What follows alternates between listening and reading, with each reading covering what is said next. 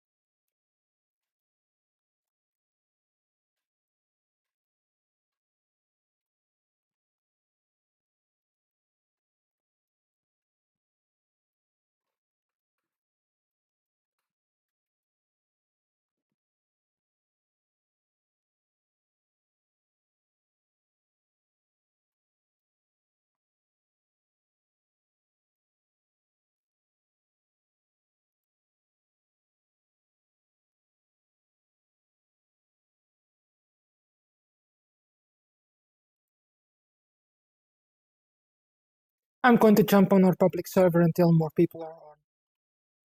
Yeah, okay. I'm just reading something here. I'll be on in a couple of minutes again. As well, sorry.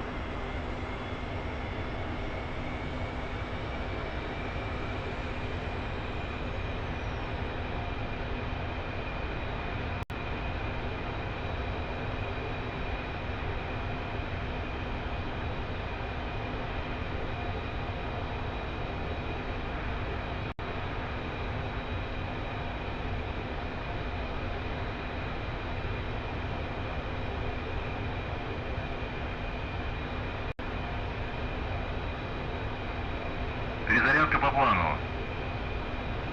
Прием.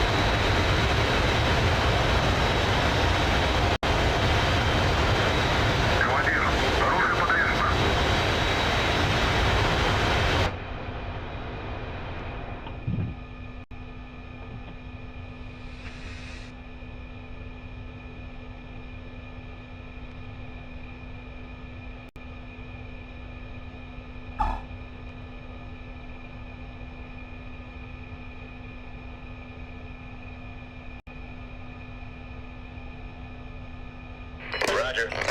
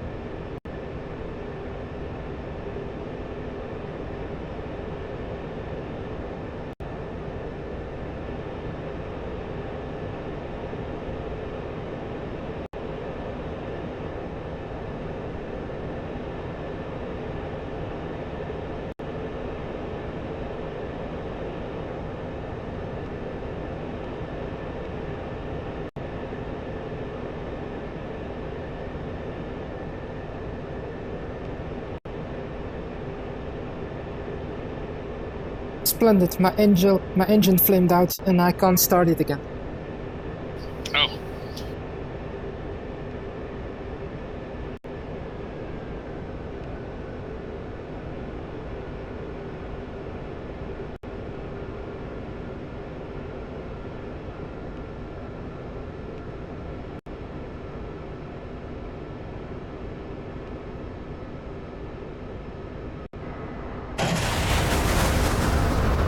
Any idea what went wrong or what did you do wrong? No, but I do have random system failures on. Ah, okay. Probably it's one of that then, I guess. What were you flying anyway? The 21? Yeah. Okay.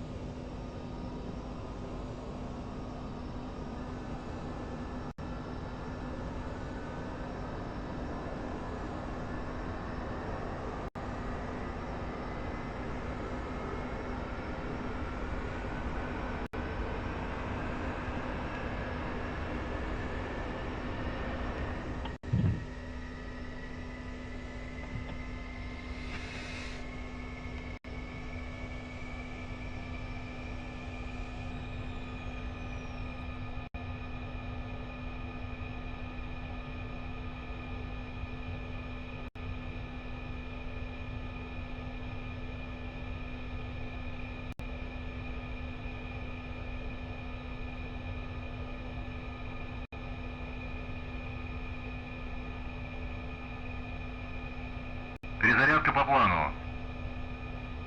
Принял.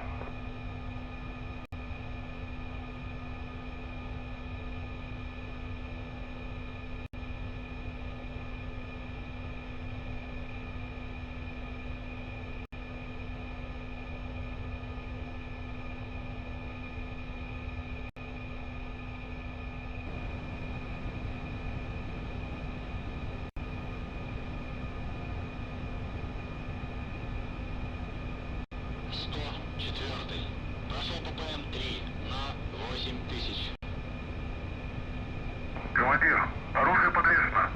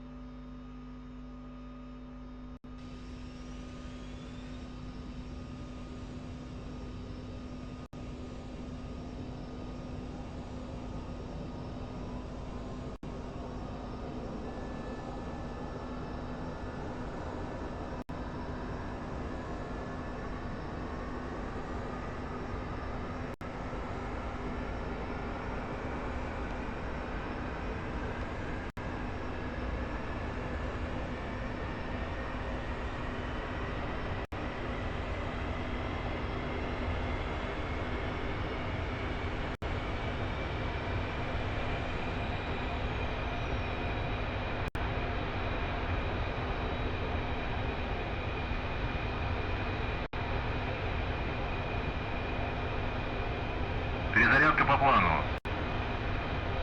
Принял.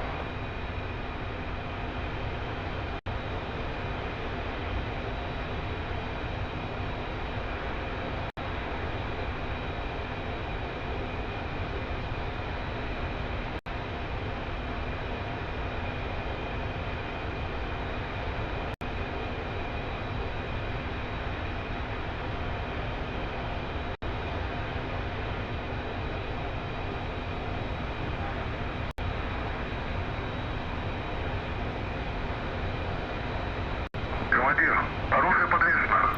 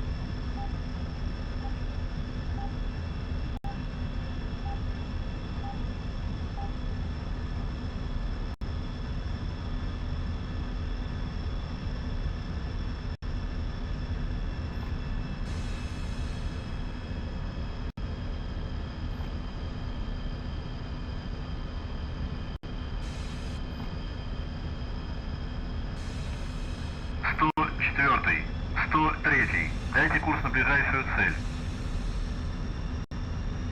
103, 104. Обнаружена цель. 228. Удаление 25 на 2000. Дистанция не меняется.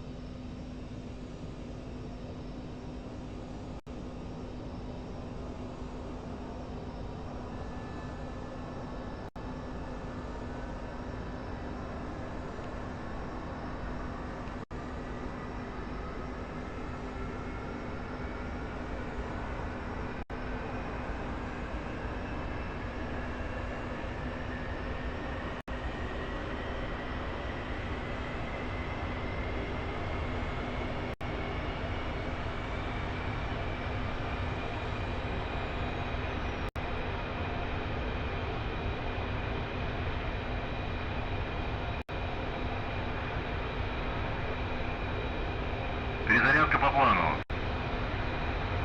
Прием.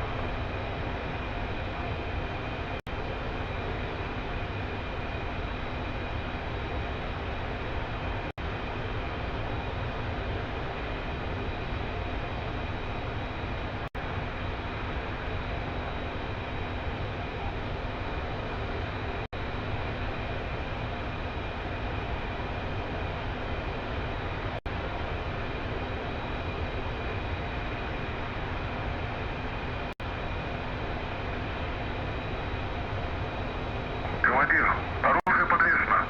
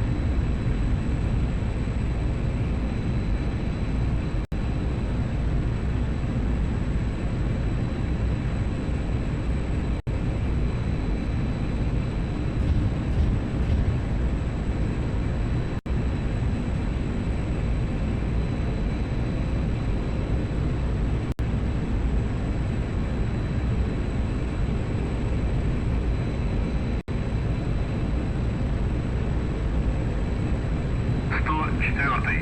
103. Дайте курс на ближайшую цель. 103, 104. Обнаружена цель. 131. Удаление 40. На 2000. Расходитесь.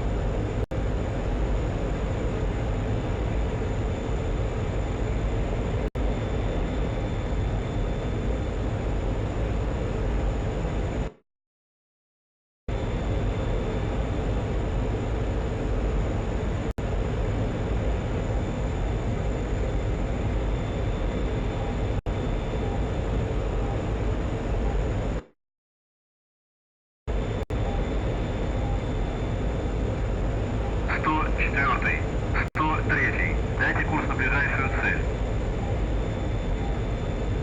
103, 104. Обнаружена цель. 091. Удаление 13. На 500. Расходитесь.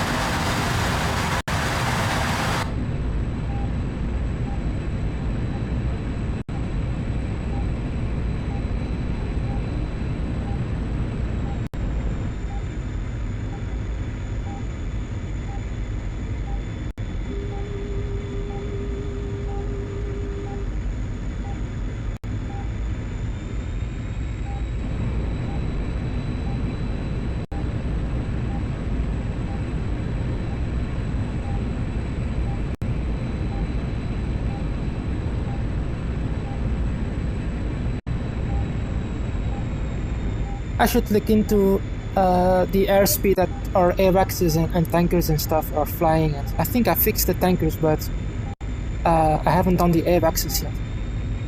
Okay. And I'm flying in formation with an AWACS now. But because of the Delta design of the MiG-21, I pretty much have to be in constant burner to be able to keep up with him. Because he's flying so slow. Yeah, so you're practically standing up in the air. Yeah. It looks really nice though, out of my window. Oh yeah. The IL-78 is, or the A-50 is a very impressive aircraft. They are, yes.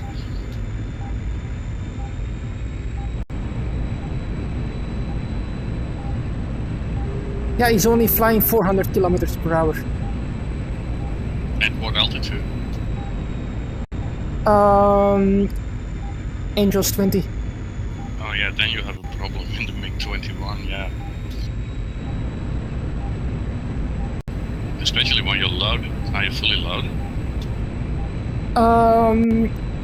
No.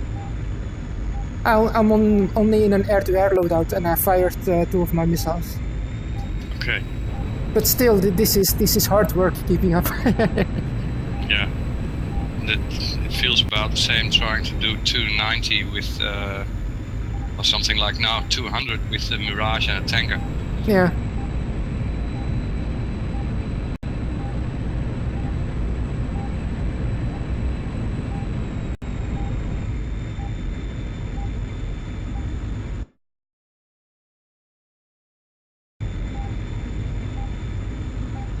Yeah, anyway, I'm going to break off. This is silly.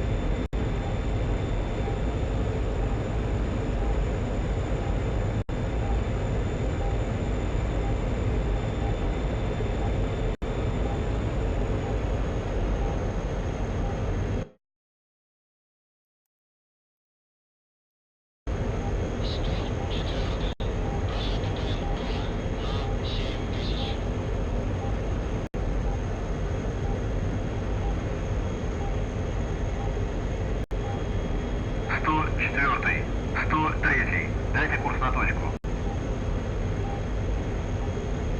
103, 104, курс на точку 300, удаление 40.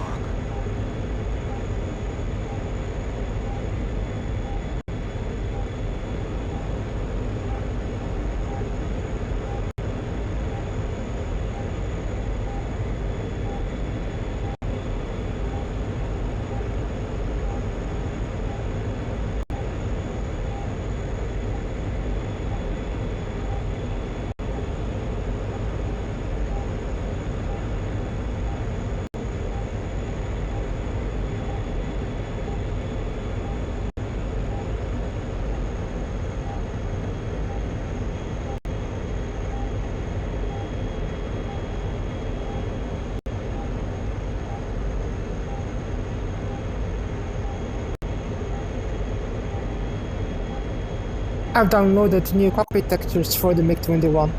The original ones are so high resolution it has a severe effect on the frame rate, even on my PC. Okay. So they are a lot more frame rate friendly, especially in VR. But there are some errors. At least one that I found out. Which is? One of the most important dials is the percentage of the nose cone, the retraction or extension of the nose cone. Yeah. Because I need to make sure that it works properly. It is what's the word? In Dutch omgekeerd evenredig. Ja, ik snap wat je bedoelt. Well, yeah, I'm talking English since I'm streaming and we have viewers. So basically,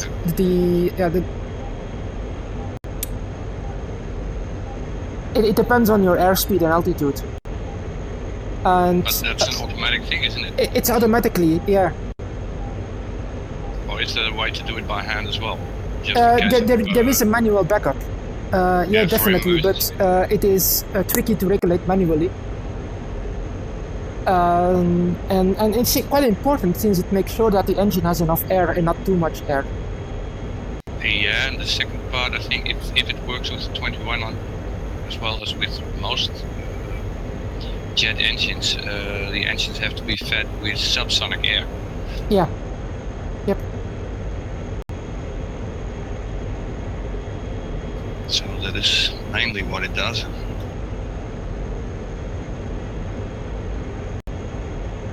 Yeah, either both slowing down the airflow and also making sure that there is enough and not too much airflow, Yeah. because both cases can lead to a flame hunt.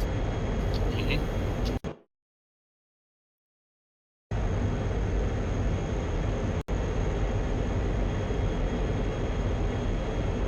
So that you can't see anymore.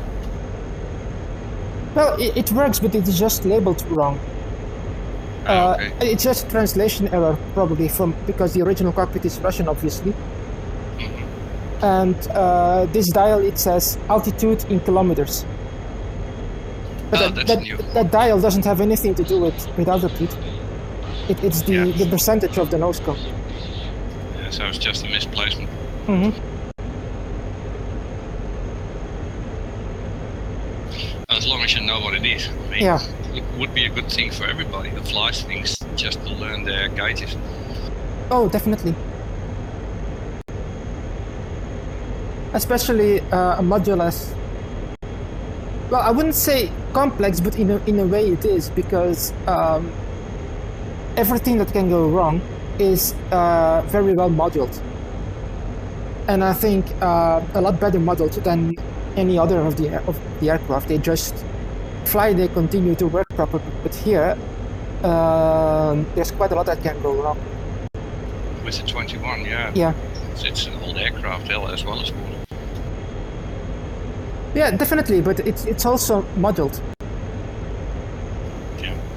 Well, everything I've seen about it is that they did a pretty good job on it. Yeah, it did. Pretty good, very good.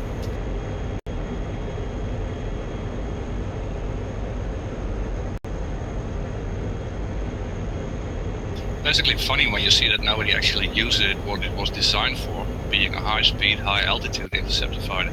It's very, very fast at high altitude. You can outrun practically anything with that thing. Mm-hmm.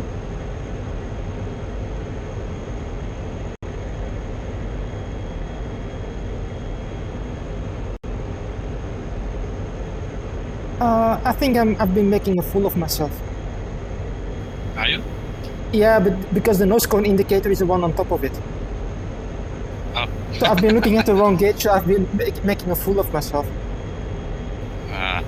On stream. I think everybody will forgive you, right? I hope so. Yeah, why not? We're not professionals. We're just learning. Yeah. You haven't flown the thing not at all, or not very much at all, didn't you? Not very long, no. Basically, so I started with the Mirage because it's a pretty easy module for a full fidelity one. And the flight-by-wire is, of course, very forgiving. But from the very start that I've used or flown in DCS, I wanted to get used to the MiG-21. So just look at it as the Mirage being your studying aircraft, and now you're going to the real thing. Yeah, in a way.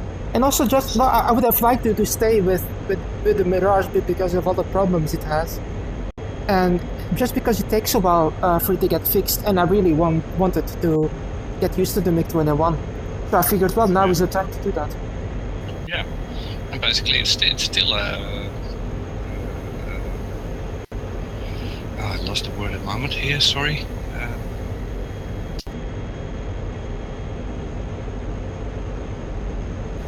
Well, it's still the same wing. It only in this case it has a tail on it. Mm-hmm. Which actually was a choice to build it that way.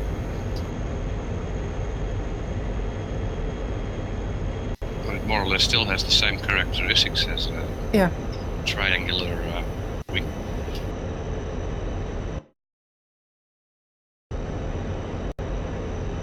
Oh, there is a one.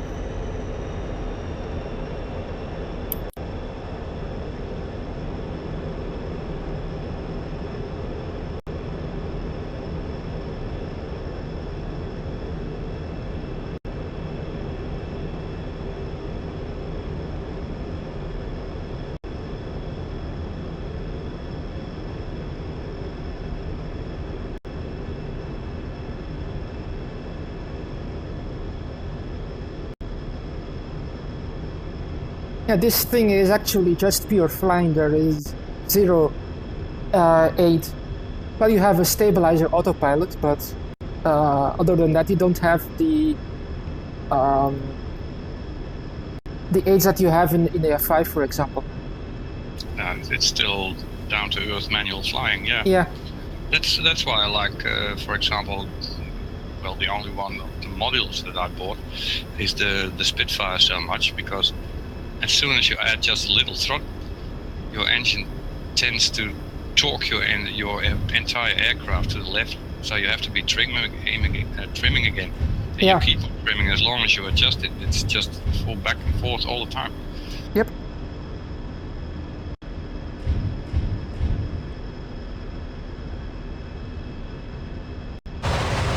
What was the landing speed again? It's 20. It's very fast, isn't it? Yeah, it's pretty fast. I have to go around because my landing gear is acting up. Okay, I didn't ask that because I was looking, by the way. So. Yeah, it's basically a minimum of around 320, 330 kilometers per hour, depending on your fuel and your stores. Yeah, your weight. Yeah. So 330. Is that stall speed as well then? At that speed? Not really, but you severely damage your landing gear if you touch down too slowly, and you bump up. So that would be around 180 knots or something like that. 170? 180? Yeah, 170, 180. But it's not even too bad then. I mean, considering I'm landing the Mirage preferably faster than I would do using the approach mode, which I don't use it anymore because I think it's too so. If you slam it more or less onto the runway, I don't want to do that. So I just take it a little bit higher, so 190, 200, and then I can really make a very smooth and nice landing with it. On normal runways, so the short runways would be a different scene, and then I of course would use the chute as well. But yeah, that's strange because my experience is quite opposite. Ah, okay.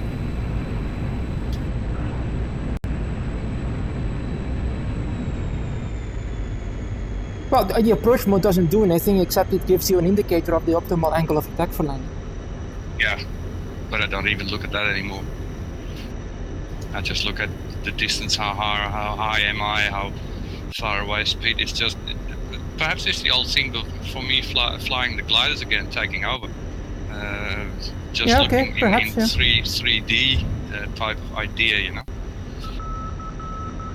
looking at the angle of the runway beneath me or above me, or not above me of course, because then I'm in the shit, but the angle of attack, the way I look at the runway, and I sort of get a steady angle on it, and I say to myself, okay, that's where I want to put it down, and I just fly towards keeping the same angle of attack all the time that I'm looking at, of course, in the HUD, but I just go like that and just fly it in.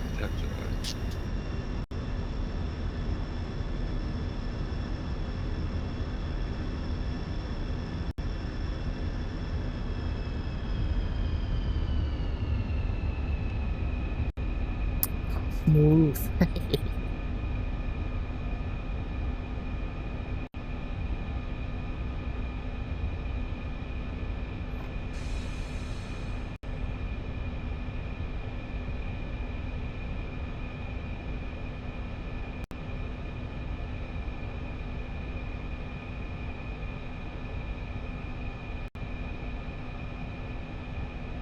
Yeah, and I also quite like that the MiG-21 is so notoriously hard to land. Sorry, so notoriously hard to. Land. Okay. Yeah, when you, It's quite a challenge, and when and it's very rewarding once you get used to it. yeah, and it's also one of the things. Once you get used to that, you practically can land anything, Yeah, yeah. and that's a bonus that you get without even knowing it.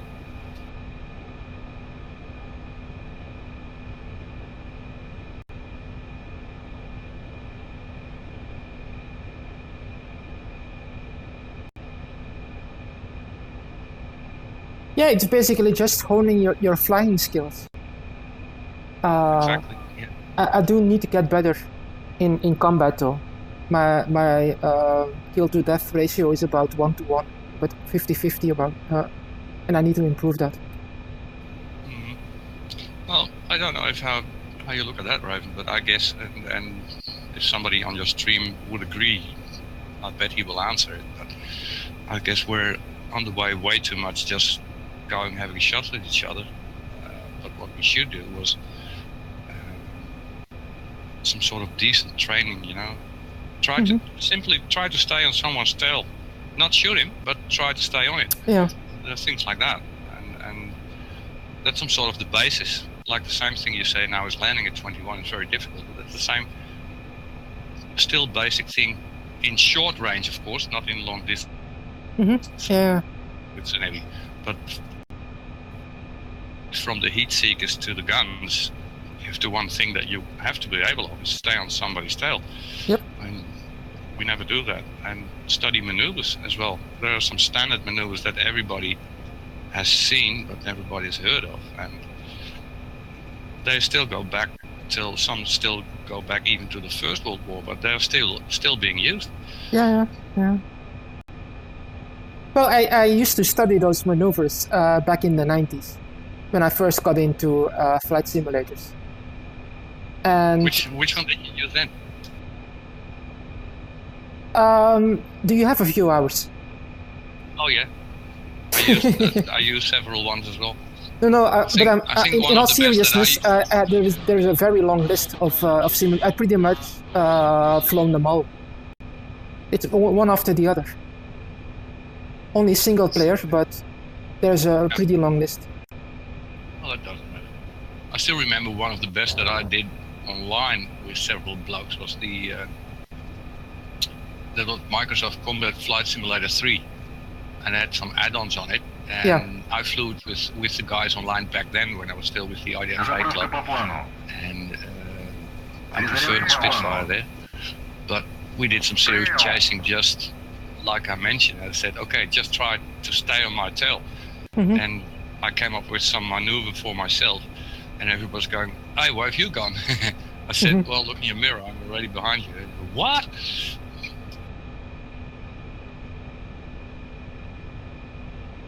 And then there, of course, came out the difference that someone said, yeah, look, this is the start of simulation. This is not the stupid shooters that we do online all the time. Of course, yeah.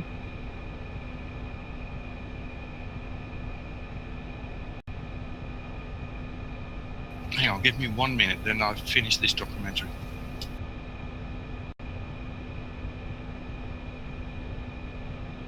Well, take your time. It looks like we won't be doing anything tonight. Since it's already past 9 and... Yeah, where is everybody?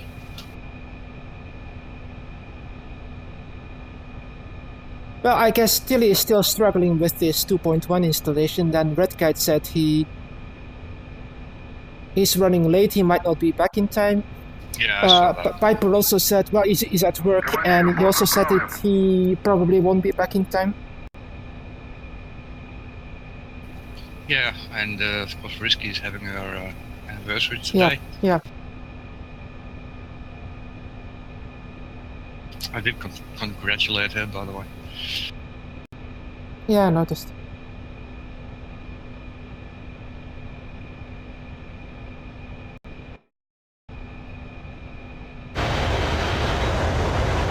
Hang on.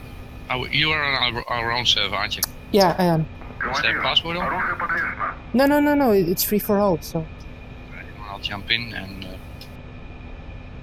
let's do some training, I guess. Yeah, we can. And I won't be shooting. Well,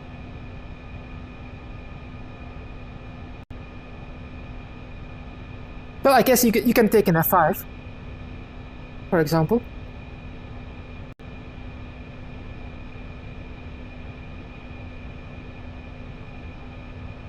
I will take it unarmed. Sure, I will remove my armament as well. On the other hand, then it will be far more maneuverable and roll rate and everything, but we could choose to, well, we can put the arms on and just not use it, just leave the master arm off. Or that, yeah. Okay, let's do that.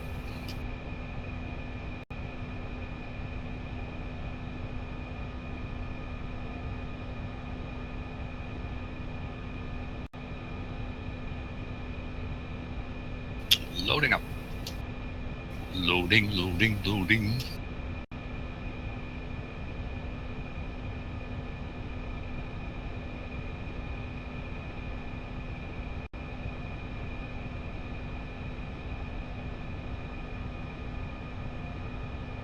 What I just was looking was, I'm always interested in techniques that are older than we think.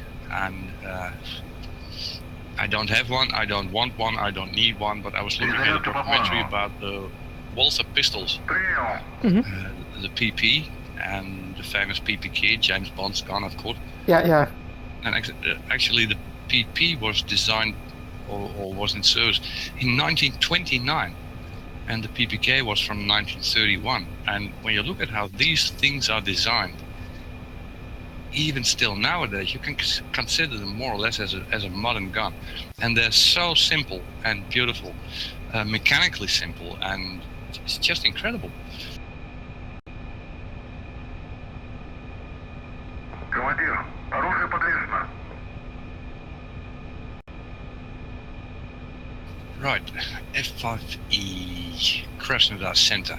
Okay, here we go.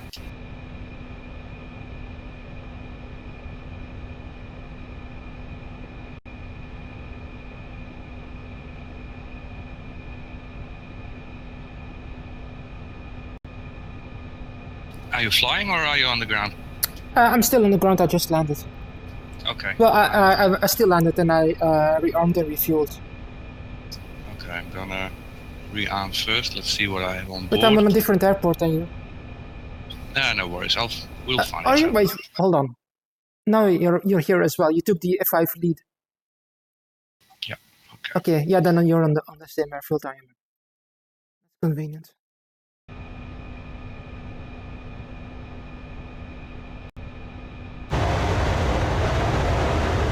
Hello. Hey. Hello, Tilly. Good evening. I've deleted 2.1 off my solid state. Re-downloaded it on my normal hard drive, but I still have to download all of the modules. So I thought I'd only download the ones that I'm going to use right now. Makes sense. I'm halfway through getting Normandy, and then I'd download the P1 or the Spitfire, if that's what you guys do. But it's going to take a while. I don't know if it'll be done before 9 o'clock, or it won't be done within the hour. No, we'll be on. And we on the regular server, and we just decided to do some normal flight training without shooting each other down. On 1.5? Yeah. Okay. Yeah, we're on our public server.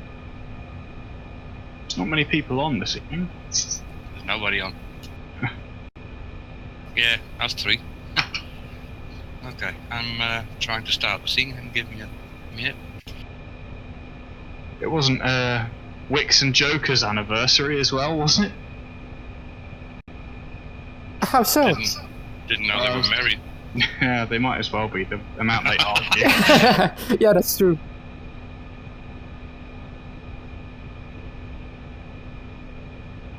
I'm hoping 2.1 will still run okay, even if it's not on an SSD. I guess we'll find out.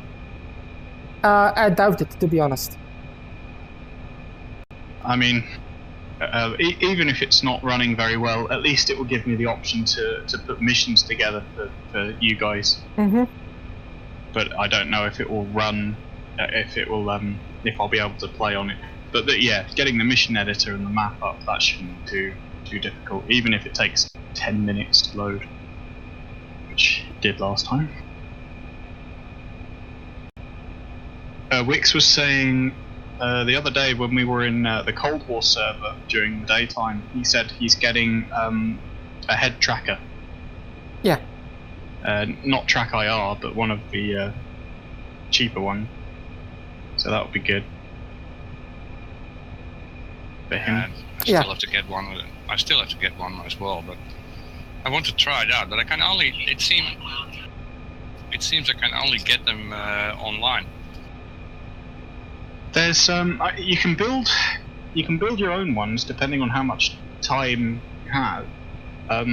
The old PlayStation 3 cameras, most webcams can see infrared light as well if you shine infrared LEDs at them. And you use a PlayStation camera with a filter over it of some plastic material, and then you download some software. You have to build a headset clip using some LEDs. That's probably the harder bit, where you have to make the thing yourself and power it by USB.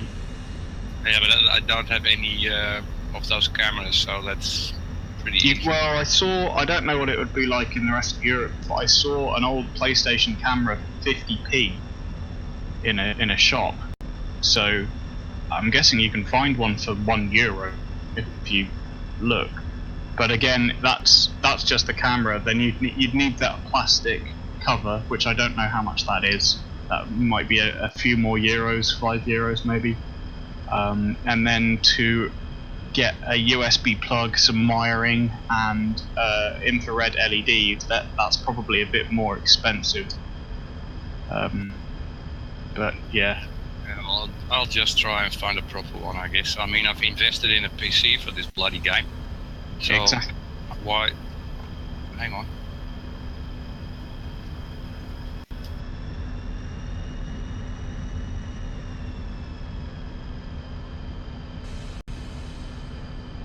Okay, here we go.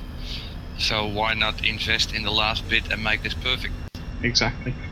I don't understand the people who spend £2,000 on a PC but then use a 20 quid joystick. Yeah, that's what I mean.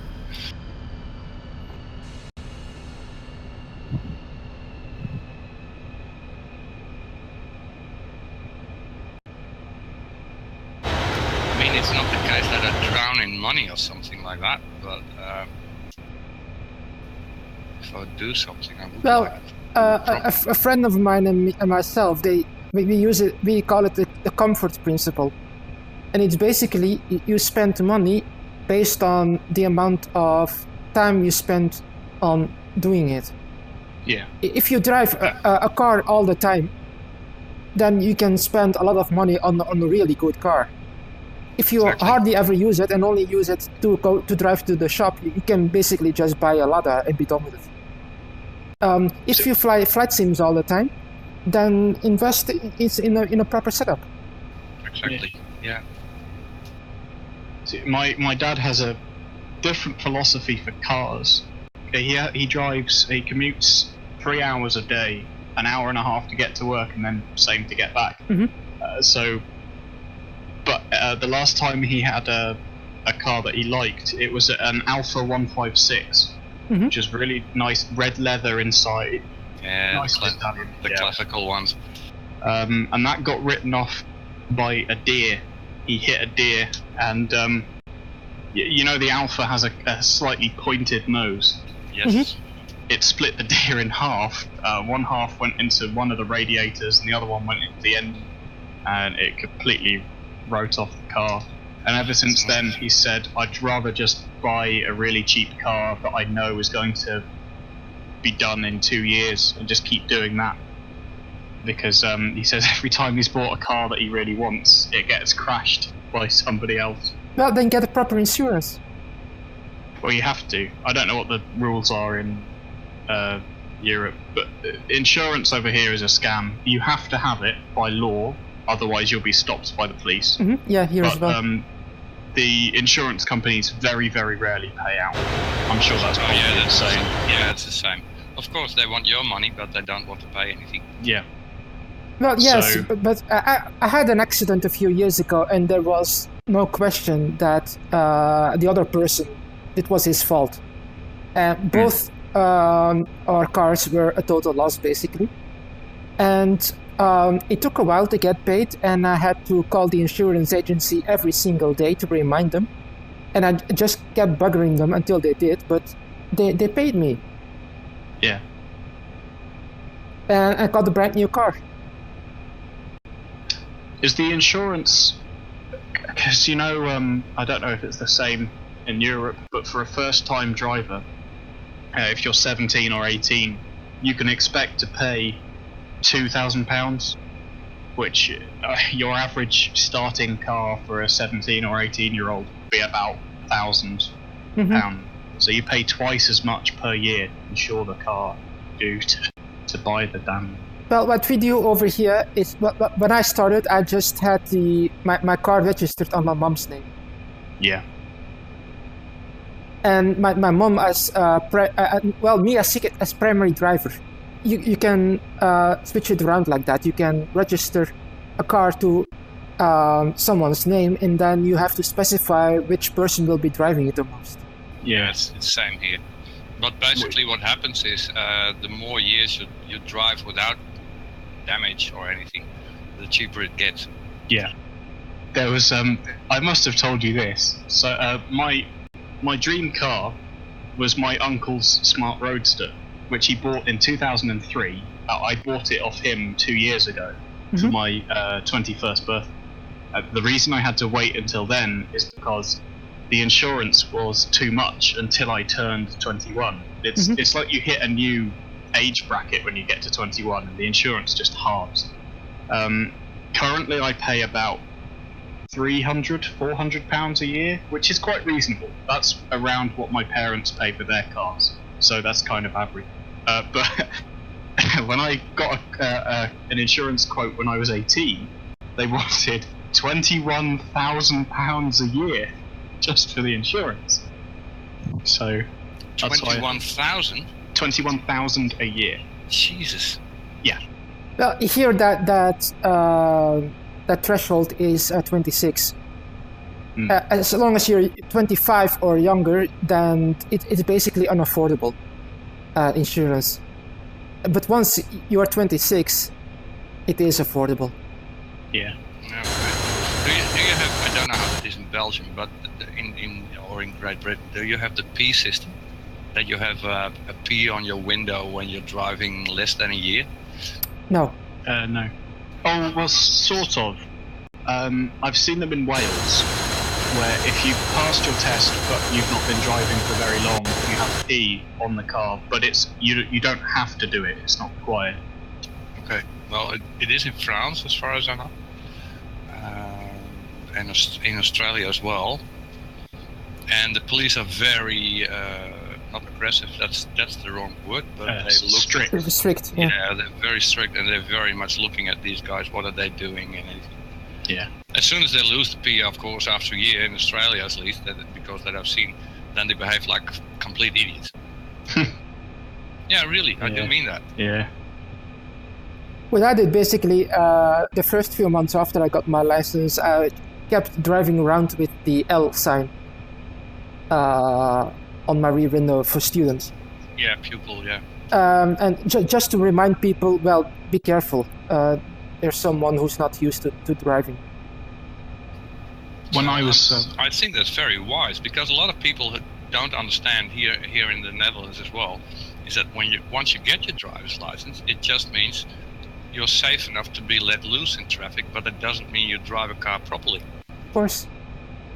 Do you have over here when you're learning, you're not allowed to go on the motorway? I don't know if that's the same. Yeah. Yep. Yeah. No, we don't have that. So There are restrictions based on which formula you choose. If you choose to learn 100% via the driving school, then the rules are different. But you can also, for example, have someone else, a friend or your father or your mother, teach you how to drive. Yeah, I know that's from Belgium. And we don't have that. You have to go to a driving school. But we also learn to drive on the motorways. See, you can't learn to drive on the motorway, but as soon as you pass your test, you're allowed to go on them. And the problem is, you get all of these 17 and 18-year-olds who've passed their test, but they've never ever driven on a motorway. And I think that's where most of the crashes happen, is because they've never been on them. Yeah, and it can become very hectic at some point. Oh, yeah. Now, we learn here in Holland, at least, we're in the Netherlands, I should say, because Holland is the west of the country, but in the Netherlands, what they do, they try to take us out everywhere. You go to the city when in morning traffic, you have to deal with all the bicycles, with kids going to school on their bikes, They take you to the motorway to drive on it, and they try to do everything. And even during your exam. Yeah. I must have told you this one about what my sister did for her driving exam. When remember, because we drive on the left, when you get to a roundabout, you have to go around it clockwise. Now, she got to the roundabout, and the instructor said, "Turn right," and so she went anti-clockwise. That's an instant fail. Yeah. Oh, absolutely, yeah. I don't know what it is. Have you ever driven left drive?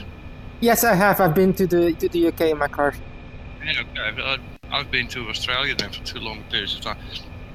I don't know what it is, but I find it very comfortable. It was a bit scary in the first few minutes, but after that you get used to it. Yeah, but it surprised me how quickly I got used to it. Only problem that I had when being over there was when I got tired, and it was a road where nobody was on. Then all of a sudden I turned to the right and I stayed on the right side. Luckily my wife was there. I said, "Hey, what are you doing?" I said, oh shit, go to the left. Yeah. But as soon as I saw cars, wasn't any problem at all. But then again, I don't know how that is in Great Britain, to be honest. In Australia, the same as here in Europe, traffic from the right has priority. Priority, yeah. And that's the same there. I don't know how that is in Great Britain, to be honest. You give way to the car from the right at junctions. Exactly, yeah. Roundabouts. But yeah, there's some exceptions. But if it's different, there's always a sign telling you. Yeah, that's what I mean. So that's the same in Great Britain. Yeah. Okay, that's cool. And I've driven. Well, of course, the first time it's very, very. I wouldn't say scary, but you're quite tense. But the first time I got into the big city, into Melbourne, and we went to it on the motorway as well. And we had a certain address to go to, and luckily my friend, he knows the place very well, and he'd say, "Okay, you take the left here, you go straight over there, and then you have to watch out for this. You cross it sideways." But it went just very smoothly. But I guess as well the difference is what I found in Australia, whether coming to an intersection or a crossing or a roundabout or whatever, there will never be anybody who will chuck it just in front of you because I'll take it. They just stop and wait. It's similar. It depends where you are in the UK. If you're near a big city, everybody is horrible.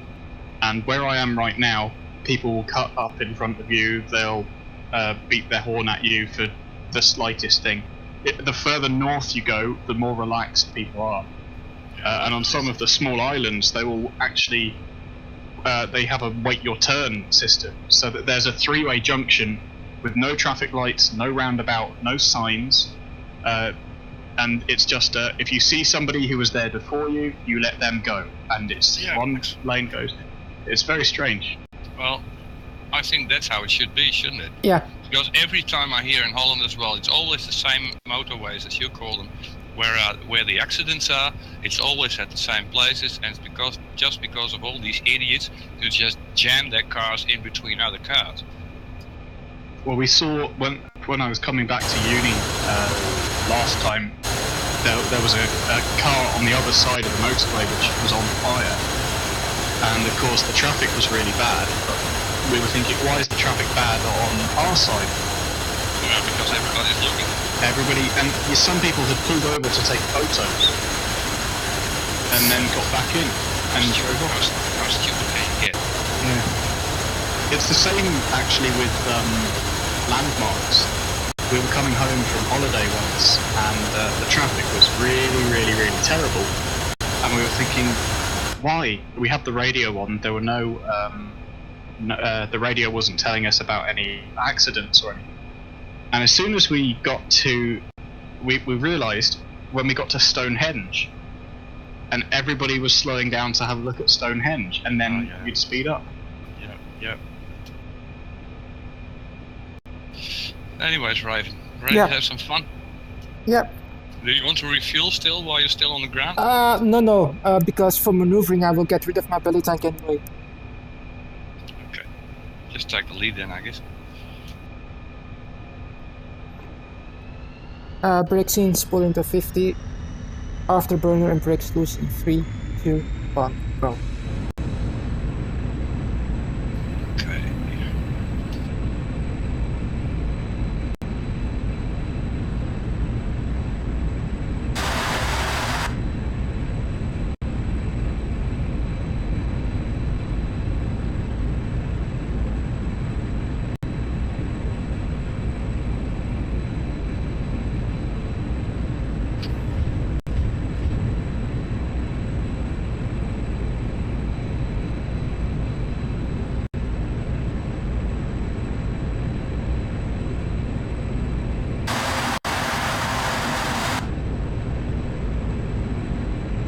And off-burner.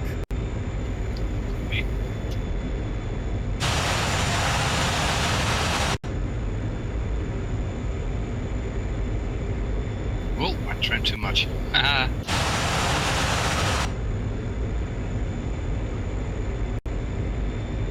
I'll get some altitude. Yep.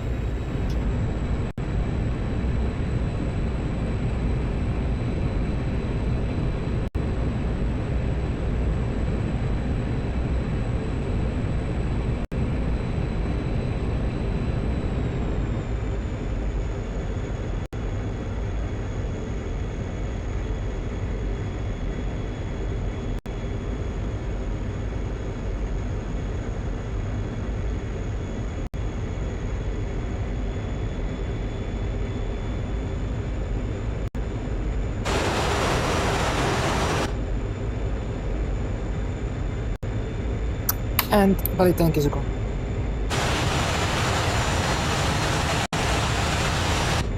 So how would you like to do this? You stick to multi-hull first, and then the other way around, or what? Yeah, it's alright.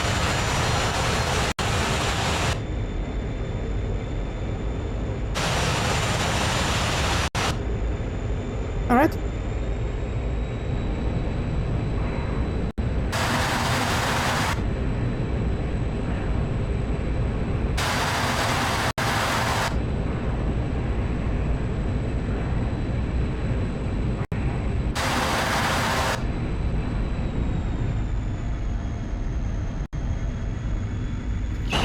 Or something. Holy shit. Nice move.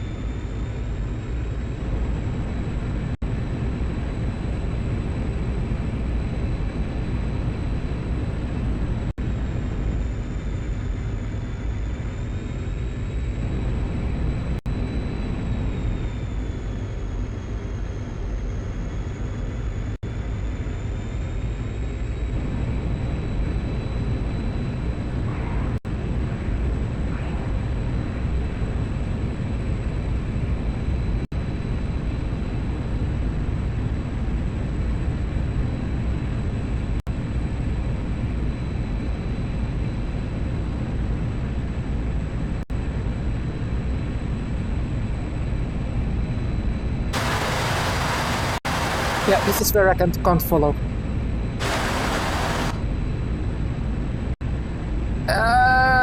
And yep. Maneuver kill. Oh, sorry. Didn't mean to do that. No, honestly. Yeah, I know. I'm coming back to life.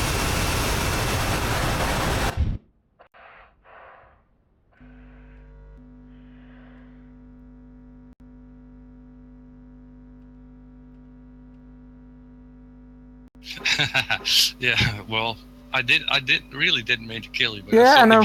if you can do that shit with speed, I can do it too.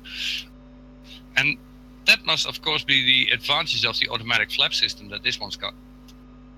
Yeah, I put my flaps down, but the wing design is so different, and the MiG-29 is not very good at low speed.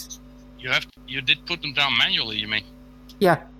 Yeah, now they just work more or less like air brakes. They do aid on when landing, but in a dogfight, you just have to go with speed on that thing.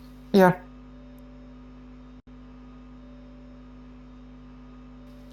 Where am I? I don't want to look on the map. I just want to see. Come on, you can find it by yourself. Where are we?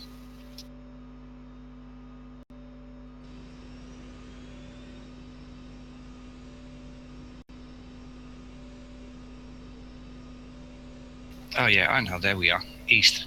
That's where I should go.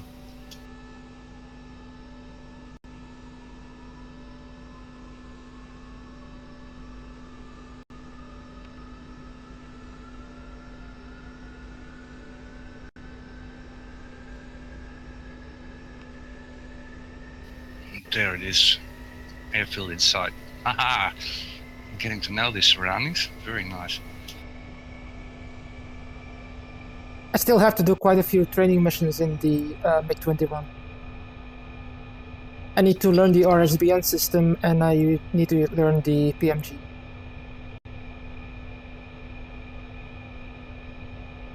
Well, that's which is basically the Russian version of TACAN and ILS. Yeah, okay. Yeah, navigation.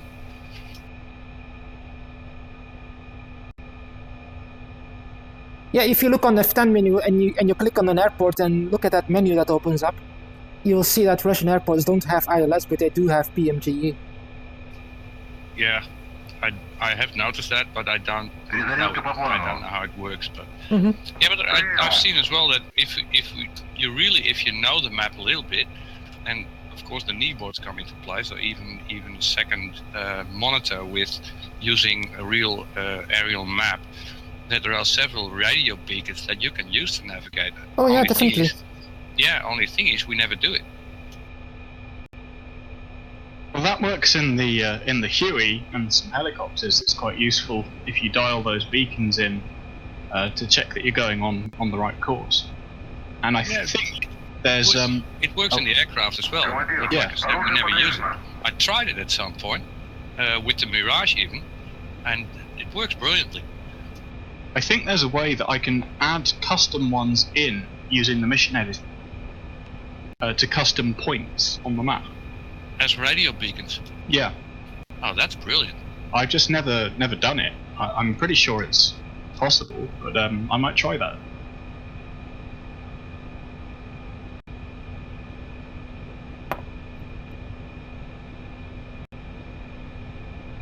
I have seen a video as well of a Huey in DCS using the radio homing to find another Huey which was broadcasting on a specific radio channel. As a sort of like a homing beacon. Yeah, that's what it's sort of emergency homing beacon. Yeah, why not? In theory, you could find enemies by doing that. Yeah, but they must be transmitting some radio signal then. Yeah.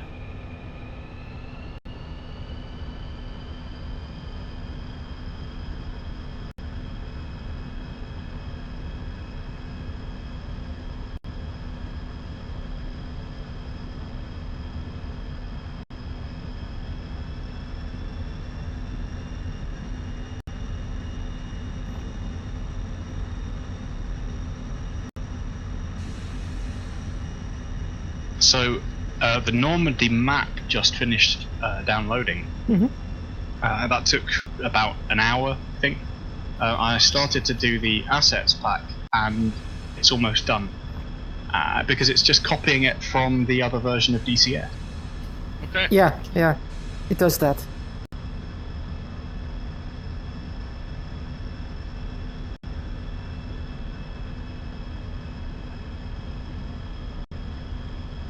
So I should be able to get, if I don't download Nevada right now, I could probably get all of the modules copied over in a couple of minutes.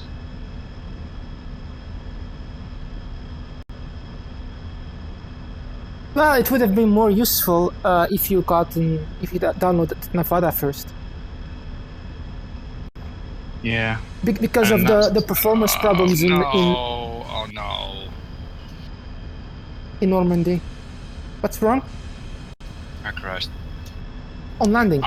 After landing. Have any of you been on Normandy since the update on Wednesday? No, I haven't Yes. Did you notice any changes? Or is it still running quite slowly? I have about 18 to 22 frames per second. Okay, well mine will be 1 or 2 then. But that's VR, so yeah. My PC is old. Well, yeah, but I will probably Okay, get a guys. lot more not in VR. Everything is finished here. I have to restart the whole thing. I'll be back in just a minute. Okay, sure. Okay.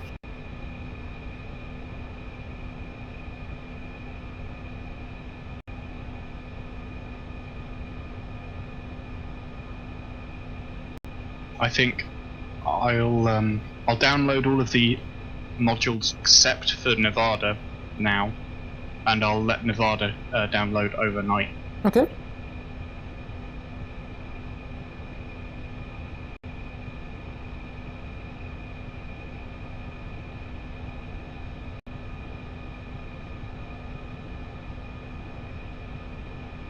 It's annoying that I have to do this.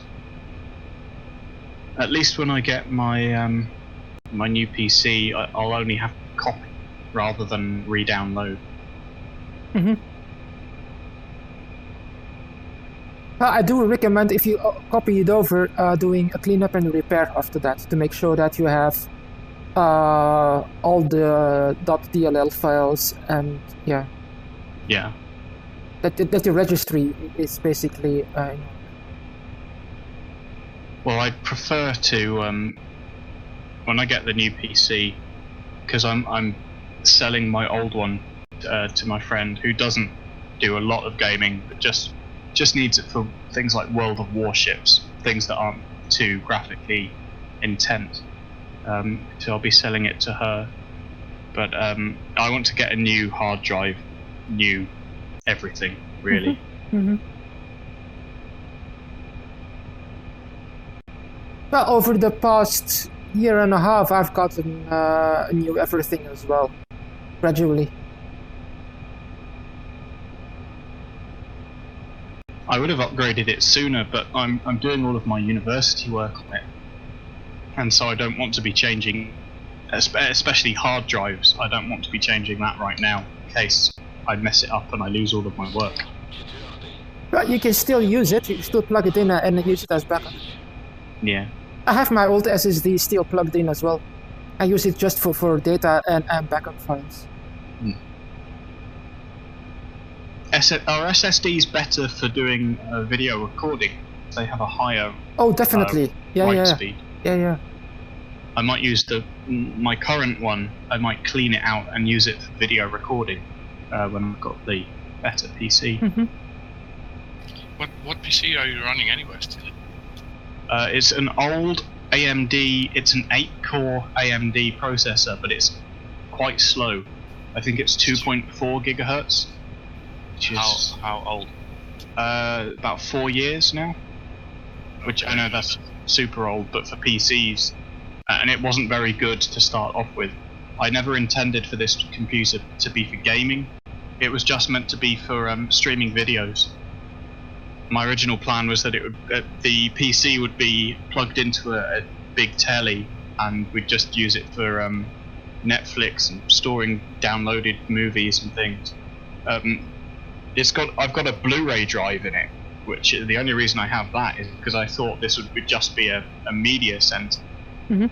And then slowly I wanted to do more gaming and put in graphics cards. But yeah, the motherboard and the processor are not really very good for anything. So yeah, Red Kite said that it's probably my processor and the motherboard which is bottlenecking all of my DCS performance, because the graphics card that I have, in theory, should be giving me much better frame rates and higher graphics settings than I currently run. Which graphics card have you got? I've got a 970. Yeah, 970 is a very decent card. Yeah, that shouldn't be that bad. I still prefer well, that's personal, but I still have the idea that the Intel chips work better.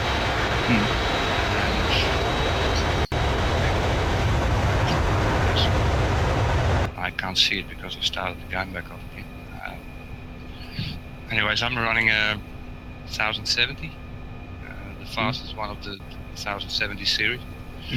And the motherboard is the same, basically it's the same brand, but it uses also the Intel chipset.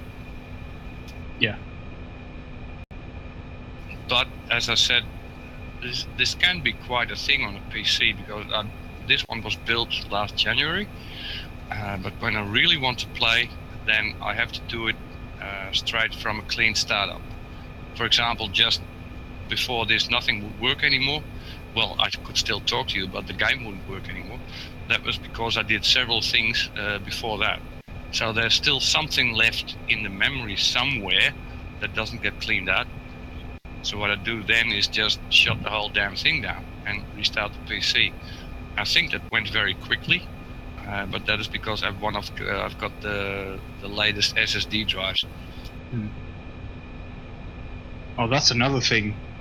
Do any of you have Windows operating from an SSD? Yeah. Yeah, me. Yeah, mine's still off my old hard drive. I haven't used a hard drive in years.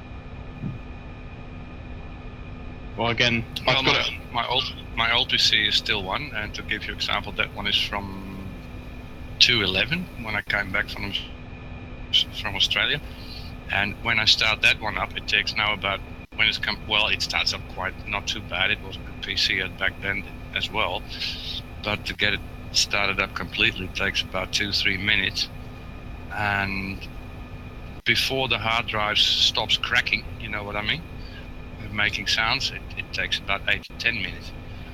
And what I just did was shut this entire PC down.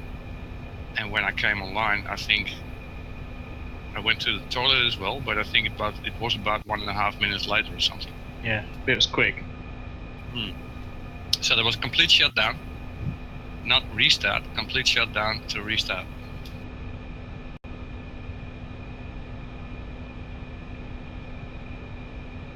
Joining again, Raven. When I bought this, it came with a 2 terabyte hard drive, and I thought that was the most impressive thing I'd ever seen back then. Wow, 2 terabytes. I'll never fill all of that up. I've done about half. Yeah, well, I guess it more or less was at the time. Yeah, it was very 2 terabytes. That was quite good.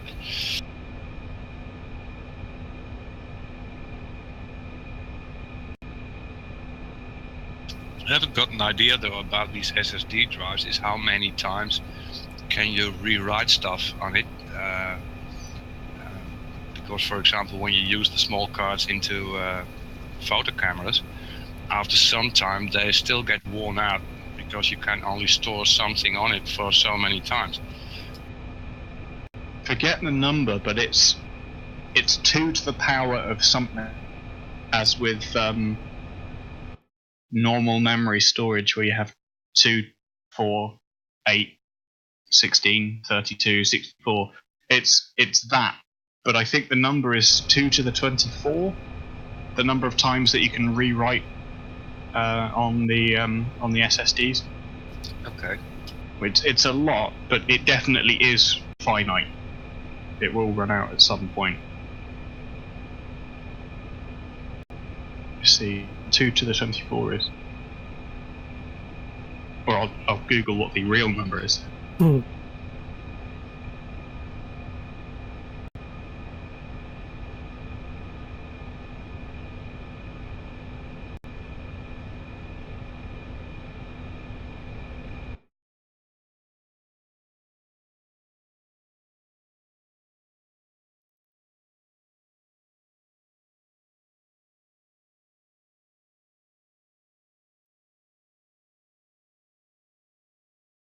Restarting. The engine, I mean.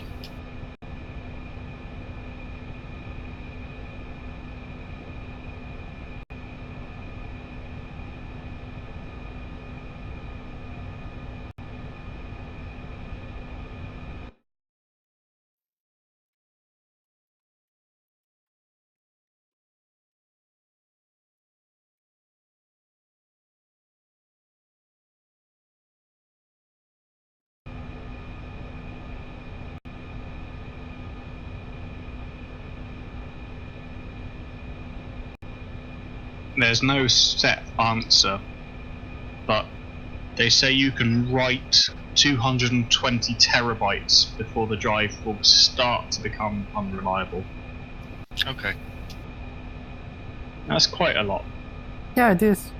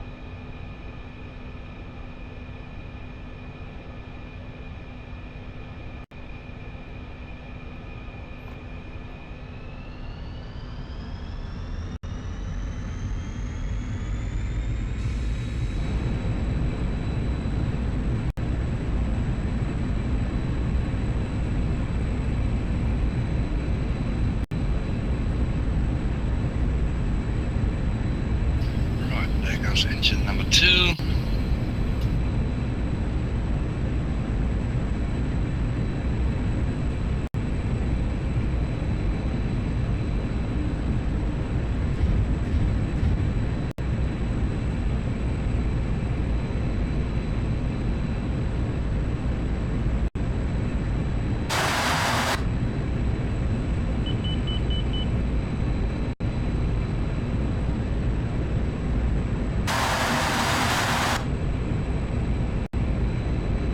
Taxiing out.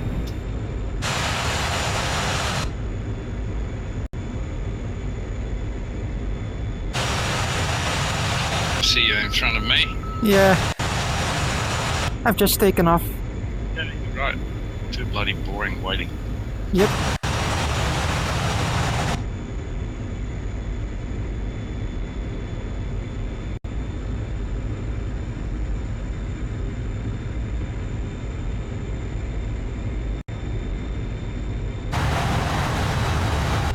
I think still like last night.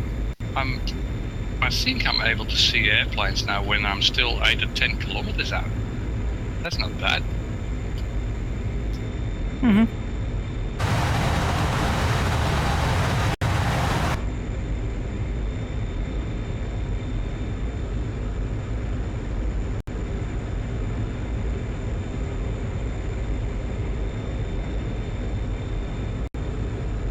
Whoa!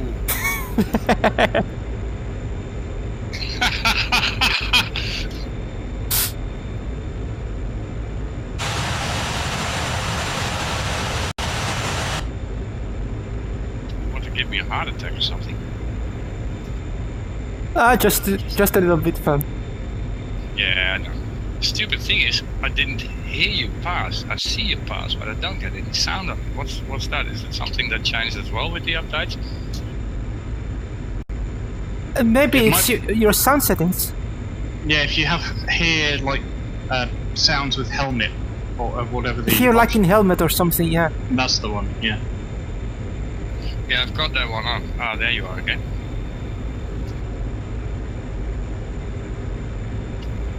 I've got that one on, but it seems to have become different a lot more since the last update. Taking off full burner, here we go.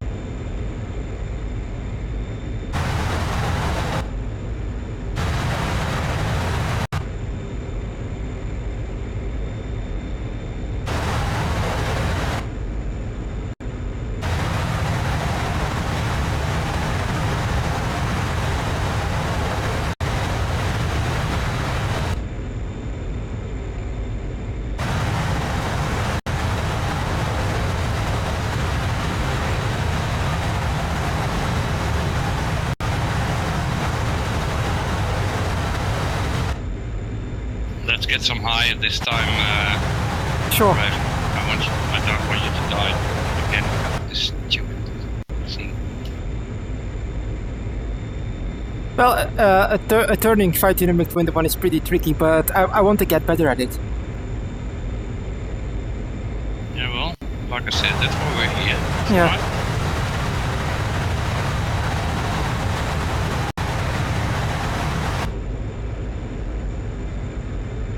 Oh, by the way, I've set my altimeter to airfield, sorry.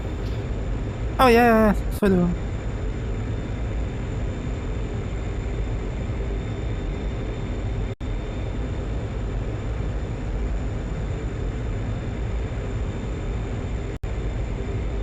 Can you see me? I know whereabouts you are. I'm behind you, but I can't see you yet. Okay, I'm now just passing 10,000 feet.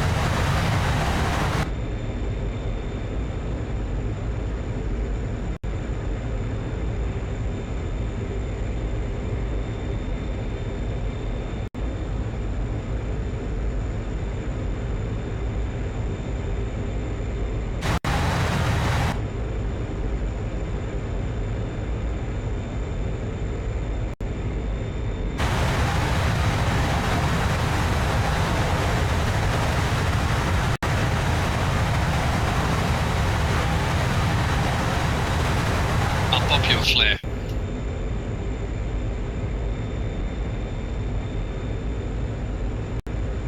No, oh, there we go. Yep, tally flare. Yeah, you're quite a bit higher than I. Yeah, I'm now at 15,000, leveling up. And I'll pull my throttle back.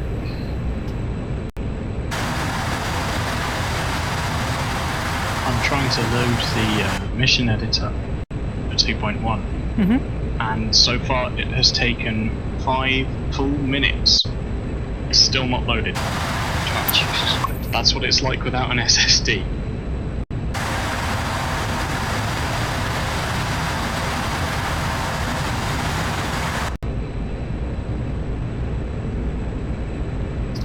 I'm now running my engine at 85%.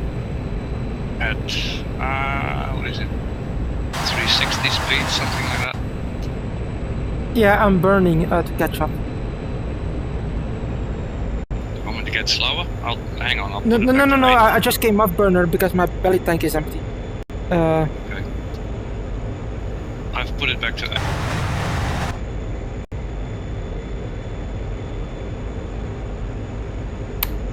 Popping another flag. Yeah, tally.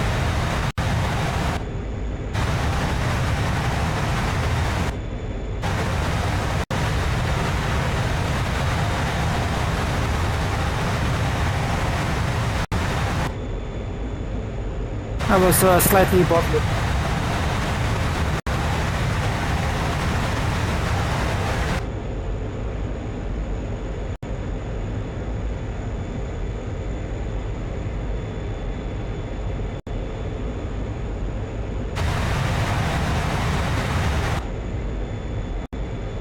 Oh, now I can see you.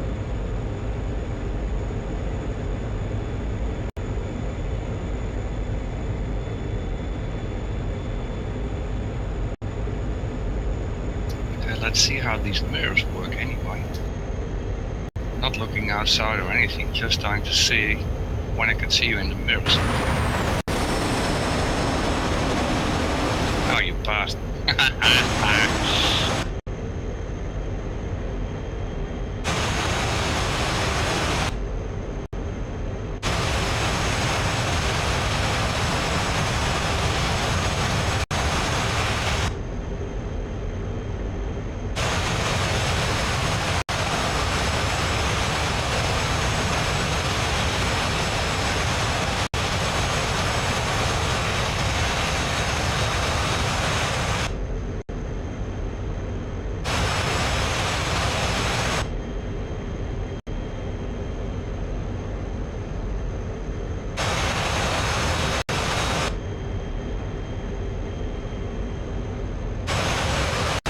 Passing you on the left.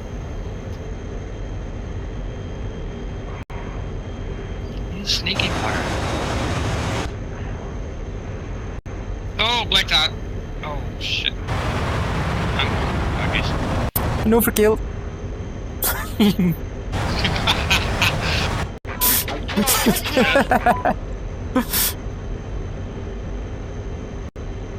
Jeez.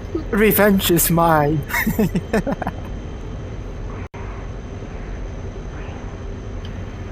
Raven doesn't need guns. She'll kill you anyways.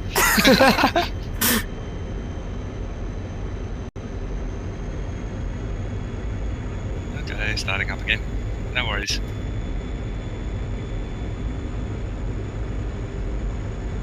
I decided to do something that I learned from the Egyptians in the war against Israel in '73. Were you there? No. Yeah, she was, but she didn't tell you.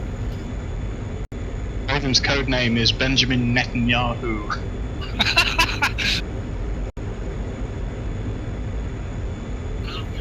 So what was that, Raven? Basically, at some point there was a kfir, so that the Israeli version of the Mirage 5, I should say, chasing a MiG-21. And the Egyptian pilot in the MiG-21 was unable to shake off the kfir. So what he did was a split S at an impossibly low altitude.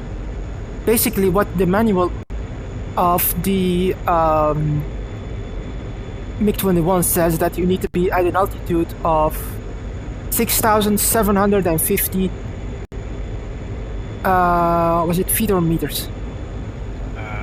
Feet, I think. But yeah, now you yeah, mention it, I heard of it. Yeah, before you need at a minimum altitude for the split S to avoid running into the ground. What he did was he was at an altitude of 3,000, and he did a split S. And the Israeli pilot who was chasing him was completely baffled by what that Egyptian pilot managed to pull off. And that's basically when the Americans learned about that. That's when they also wanted to purchase their own MiG-21s and use them for aggressor squadrons, because they were so impressed by it.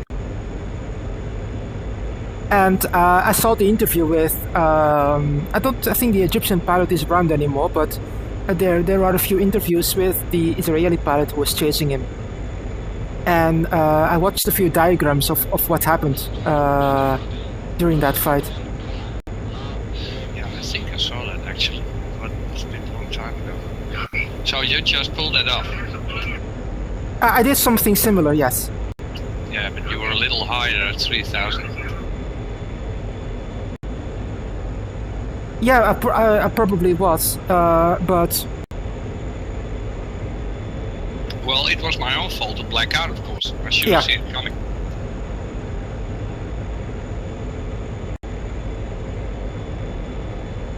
There's some footage that recently got found. It was some home video footage that some people, I think they were Swedish, on holiday in Israel in the 70s. And I can't remember which war it was, but Israel was at war with one of its Arab neighbours.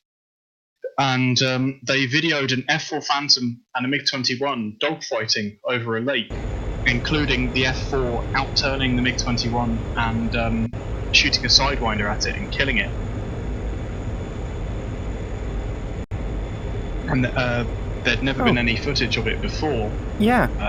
But it was found. It's not very good quality because it's a 1970s home video kind of thing.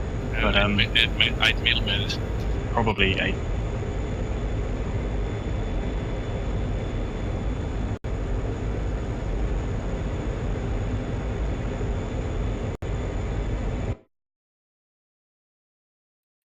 So an F4 could outturn a 21. Well, I think this probably had a lot more to do with the Israeli pilots being better trained than that's what I would say. Oh, definitely, yeah. I don't think an F4, if you had equal skilled pilots, I don't think an F4 can outturn them, depending on the speed that the dogfight starts at.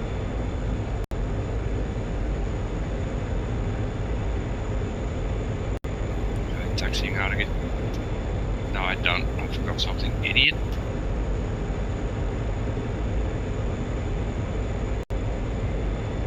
Yeah, it's probably meters though, because 3,000 feet to do a split that's pretty much impossible. Yeah. So that must be meters. Yeah, 3,000 feet would be impossible. Yeah, 10,000 feet that would be okay. Yeah. Well, we were somewhere around that altitude. We were definitely lower than 6,750 meters. Yeah, I think we were about at 13,000, 12,000, something like that, I guess. So that's pretty close. So why did I black out and you didn't?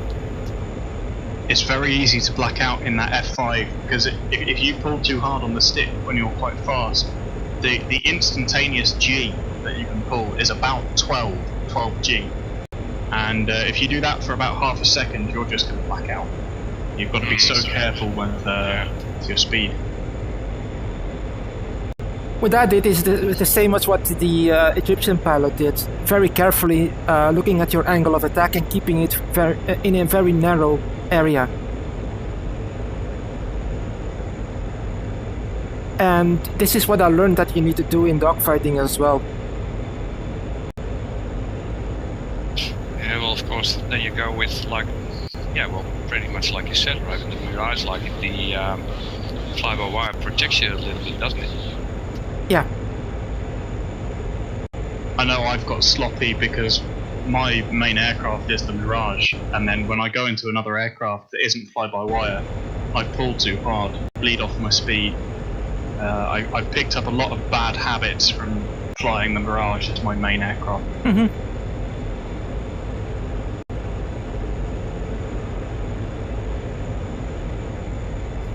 you in the 25, Tim? Say again? There's a Sukhoi 25 out here.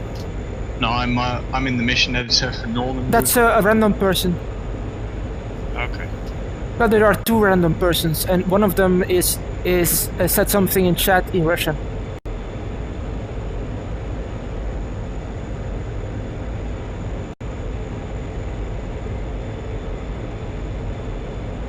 Better let him take off first then.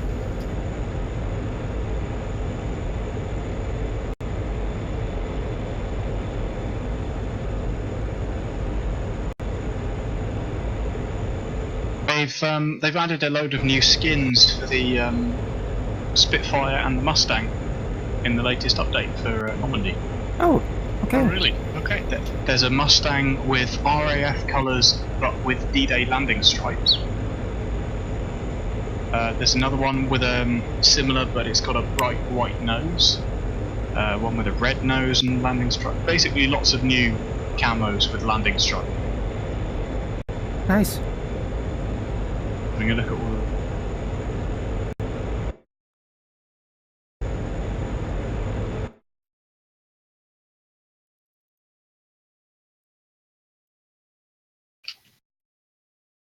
Airborne again.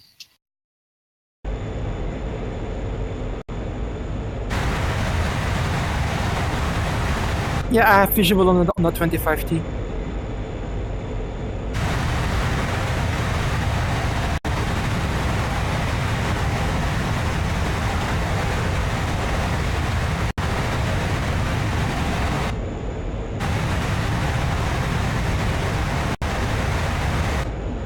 And I see you as well.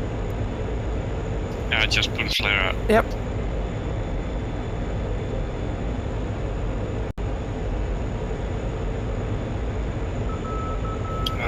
Is that you behind me?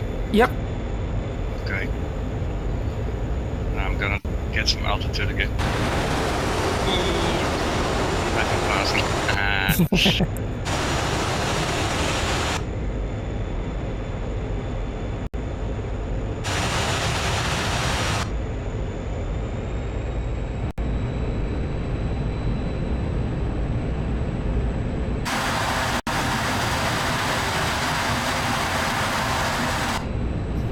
Playing for missile, aren't you?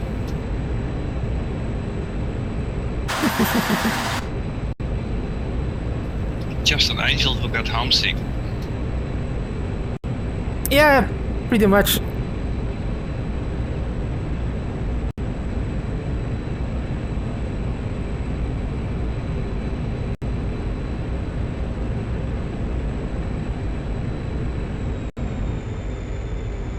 Oh, I'm starting to get dizzy.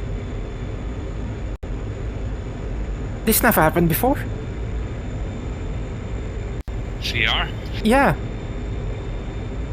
Okay, take it off before you get sick. I'm going to land, and I'll go and get a drink. Copy. I'll get high just as I feel. Copy.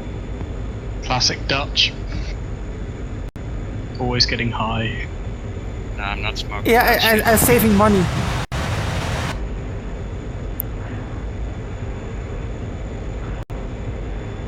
I'm not smoking that shit, Tilly. No, the I don't know if Distro does, or if he's just. Is he Dutch? Yeah, he is. Okay, so that's the accent that I'm hearing. I think he spent a lot of time with people from the north of the UK, so sometimes he has a bit of a northern English accent sometimes. Yeah, okay. Well, some of the great guys that I ever played with was actually from Inverness. Big Dave. He was a great guy. When he started, when he went off his Scottish, we were going like, yeah, okay.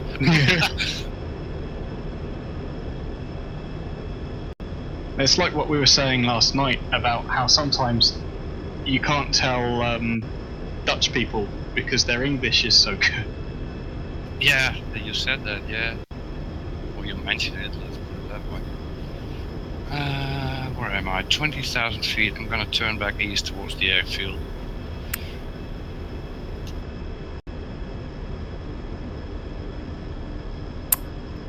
Copy that, I'm on long final.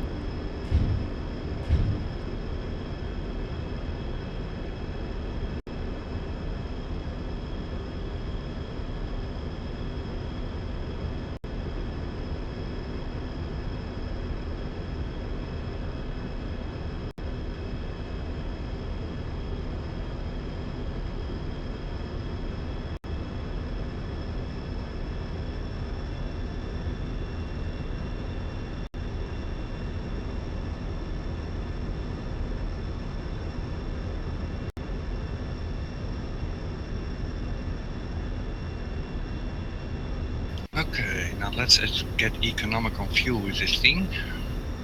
Going back to 90.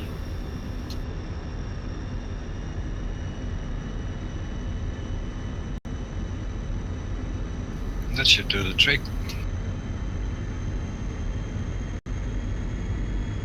Trim it again. In some ways I do love this manual flying. That's why I love the Spit as well.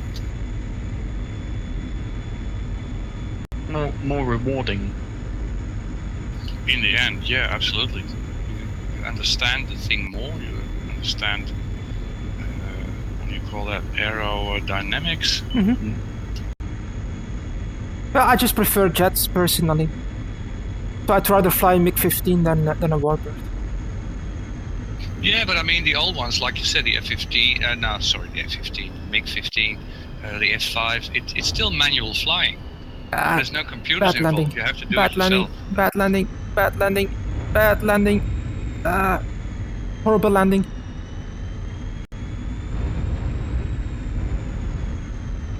Can you walk away from it? Yeah. It's a good landing.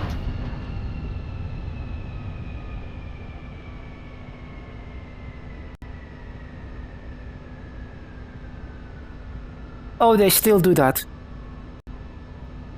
The problem with the old engine, because if you look at me, I'm inverted. Well, I'm pretty much almost inverted. So when I can put my head through the ground, and I see water below me, because the ground is just a green texture that's put above water. Yeah. And I have been doing that since Flanker and since Lomac, which was actually the reason why in the old Flanker games it was so demanding on computers, because rendering the water took a lot of computer power, and it had to render water even when you're flying above land. Yeah. And apparently in this engine they still do that.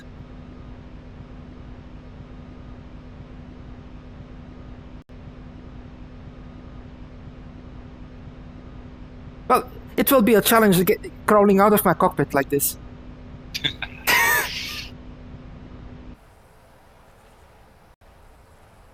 Yeah, there would have been a crane involved, I guess.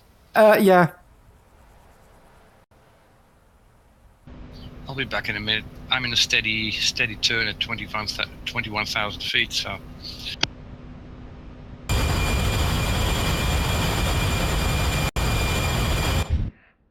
Alright, I'm going to get a drink.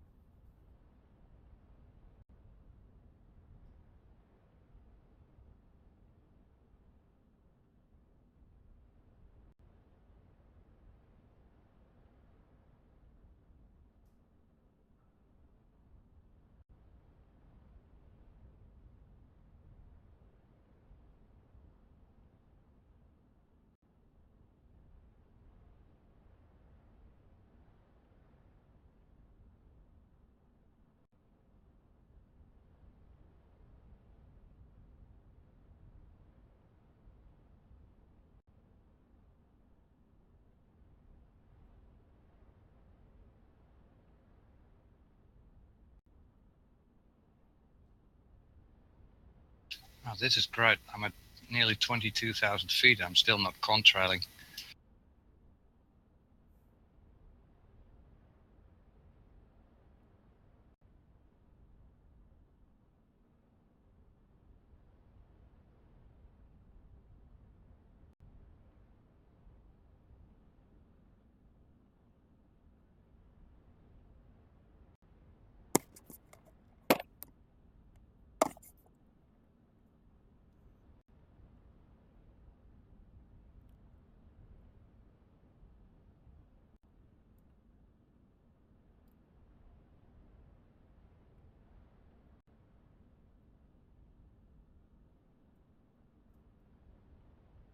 All right, let's see if it's any better now. Okay, do you feel any better, Raven? Yeah, it was just a flash of dizziness. Yeah, but that's what I mentioned, I guess, a couple of weeks ago. When it started with me, I end up seeking up a bucket or something like that. Well, yeah, You want me- let's see. You want me low over the airfield or high? Anything really? I'm at 18,000 now. Okay, I'll come to you. Just cruising along. Just passing on the east side of the airfield now.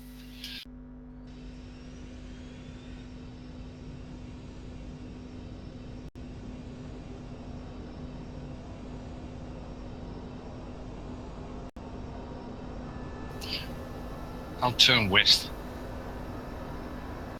Copy. And I'm in the clouds. I think they changed something on it because it looks very, very smooth at this point. Well, the lighting is changed. The clouds themselves not, but because of the lighting that changed, it might look different. Yeah, it's probably that then. It looks quite real actually, and it's not flashing anymore. Did they also change it when you get up higher? Then you saw that you don't see the rectangles anymore. I doubt that. Okay. Since there hasn't been any patch since 1.5.7. Okay, well, the horizon now seems, but that's also because of the weather, I guess. The horizon seems now just like it should be. Nice sort of blur in the distance.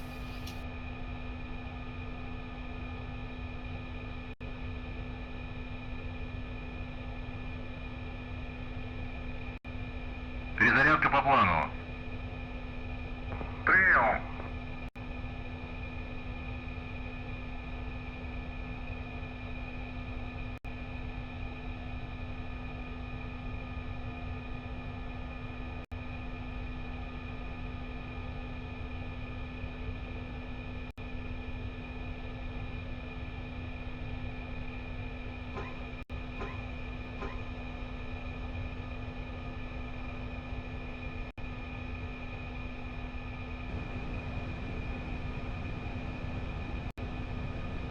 Командир, оружие подрежь. I'm now heading west.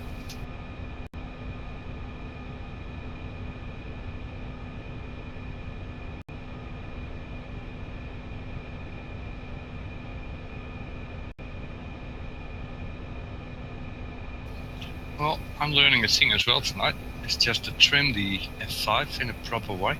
Mm-hmm.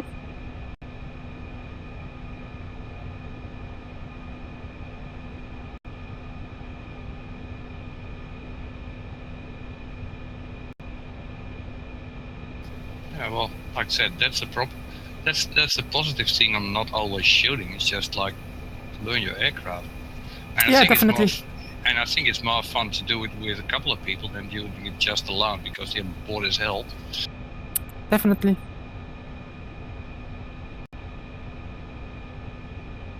Oh yeah, that was a question that I had. People on your stream, Raven, can they hear what I say too? Yes. Ah, okay.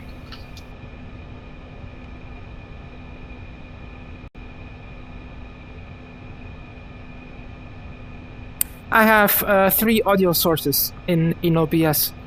So I tap the audio source that the game sound, basically what goes to my speakers.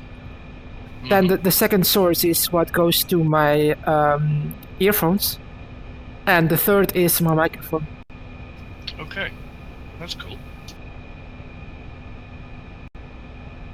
So I only use my my headset for the voice communication.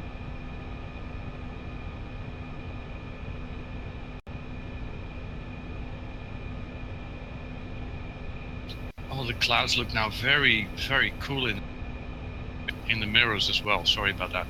You can really see them pass. It's just incredible.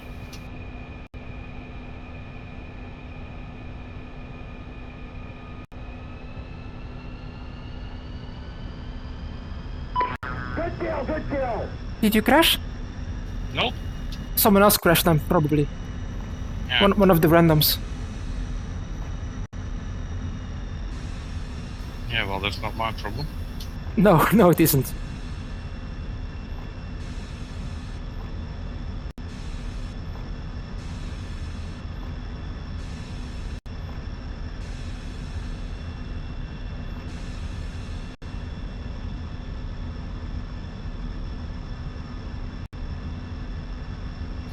I'll turn back towards the airfield.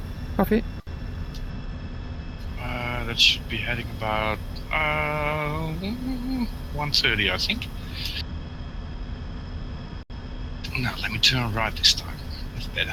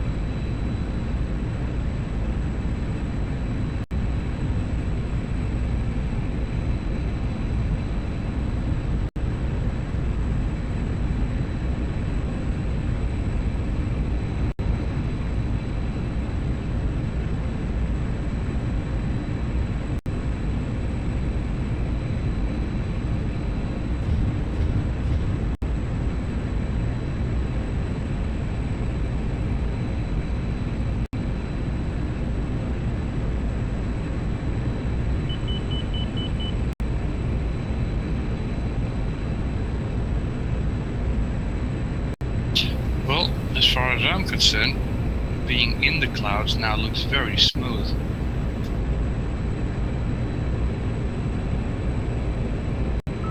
Okay.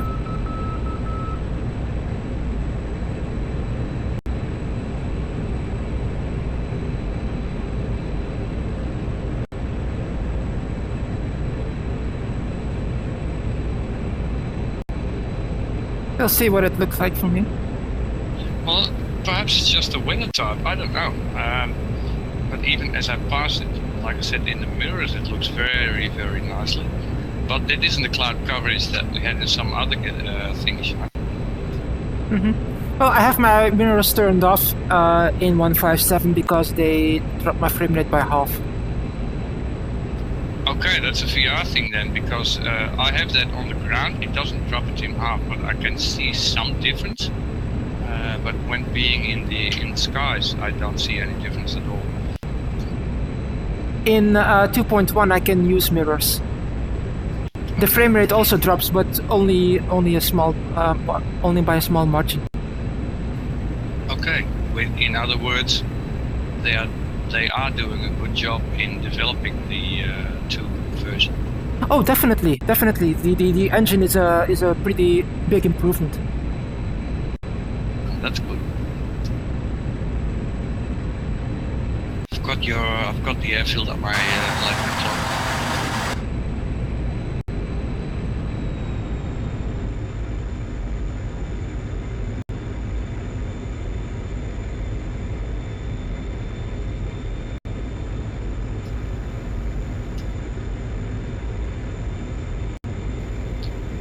I see 2 ravens moving. That's funny. 2 ravens. There's only one me. Yeah.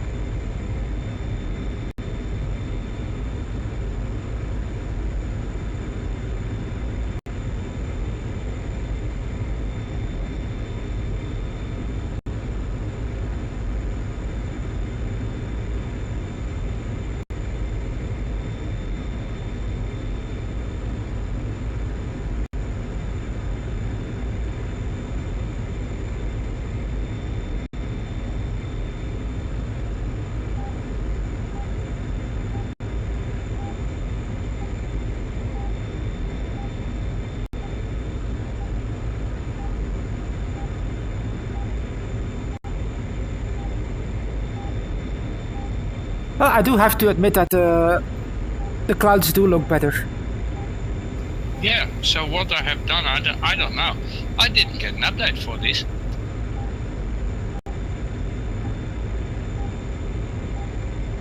Well, since last time I checked, and that was before 157. So it's probably just the weather type that helps, I guess. Possibly, yeah.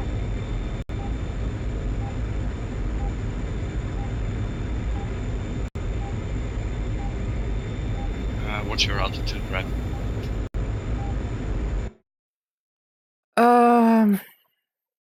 Angels 24. 24? Okay. Yes. I'm climbing up then. I'm behind you, quite a distance, but I'm lower as well.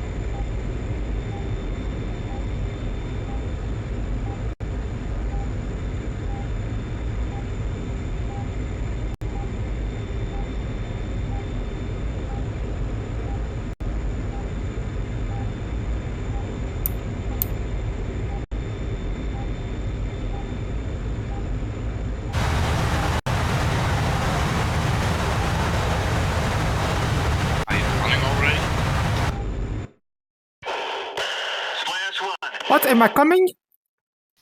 Contrailing. Oh, contrailing. Oh. I don't know. Let's see. Nope. Okay, I'm now at 25,000 nearly.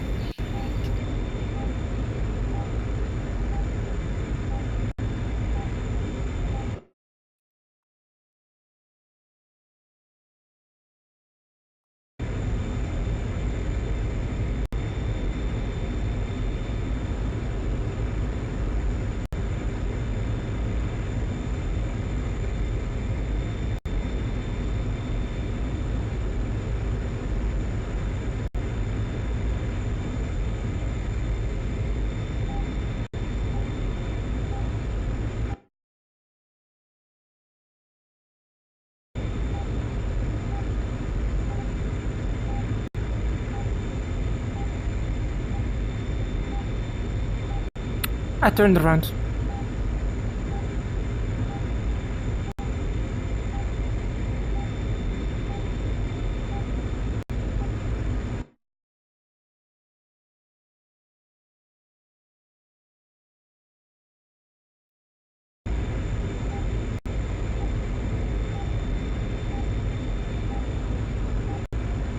I think I see you. Yeah, that must be you.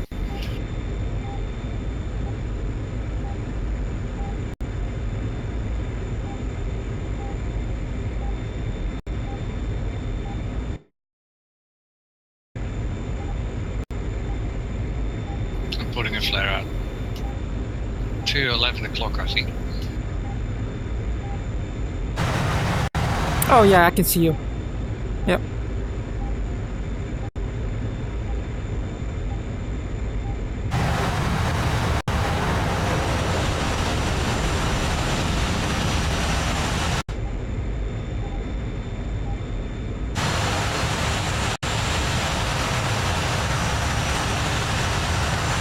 Damn it, this altitude is already shaking and squeaking. Losing speed, crazy.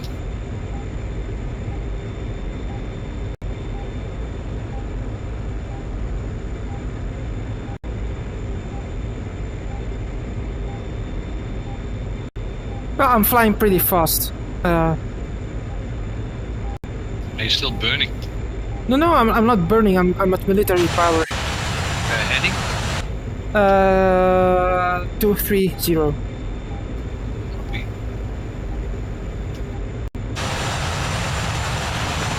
Altitude, please.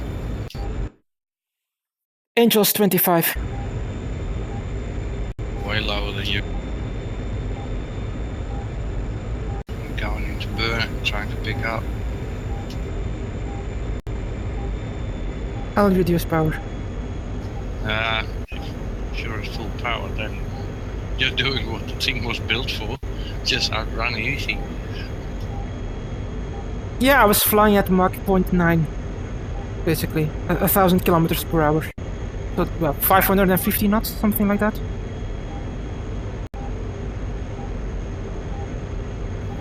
You might. You're at my 3 o'clock, I think.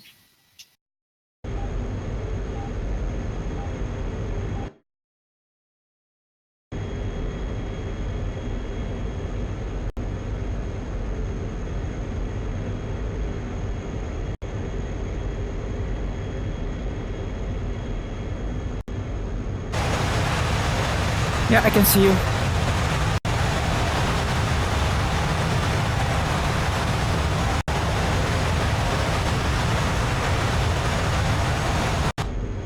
Yeah, I got you.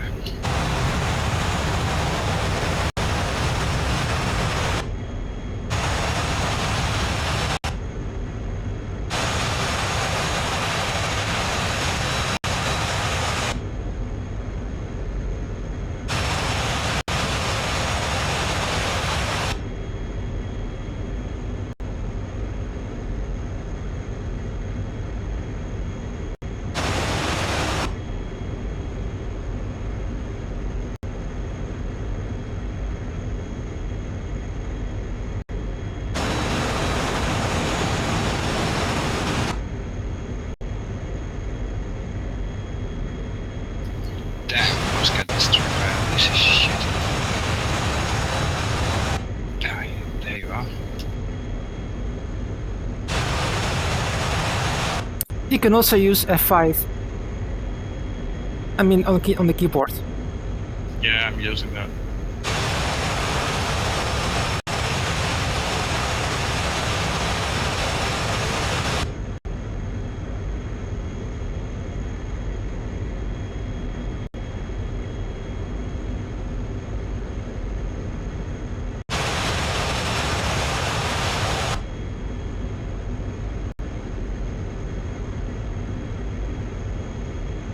Well, I'm now at my proper cruising speed for the MiG-21. Which is? 800 kilometers per hour indicated. Okay. True airspeed, that is. Yeah, you mean indicated airspeed. No, true airspeed.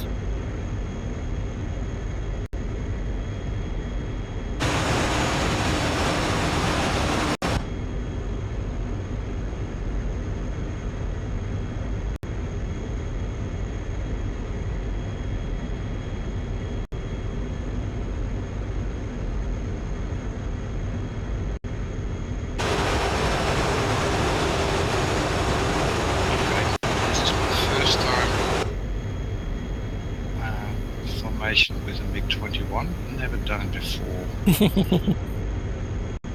So that's a bit tricky, I guess. But not doing too bad, I think. Well, I'm pretty stable now, so... Somebody killed themselves again, I guess.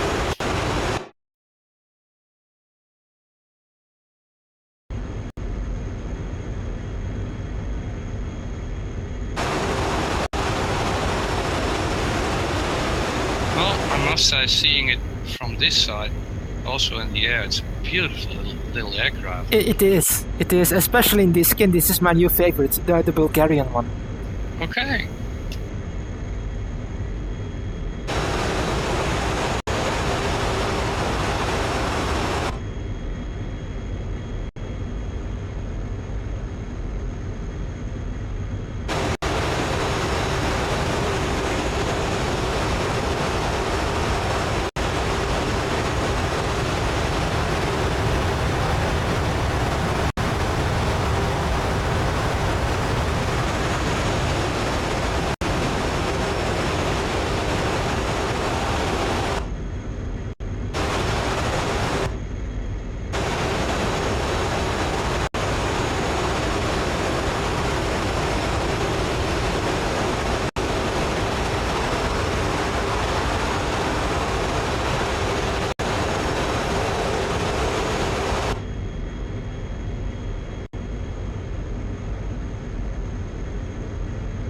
Right, you still want to try something?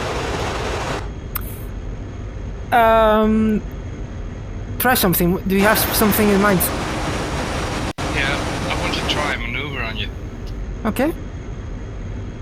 So what does that require? I'll get in lead and let's see what you think about when I try to pull it off. Let's put it that way. So I try staying on your tail, basically. Yes. All right. Not going a bird, just going to build up speed, some speed first, and then let's just see what happens. Okay. Copy. Fuck it. Let's put it. I'm gonna put it in burner because I'm dead slow for me.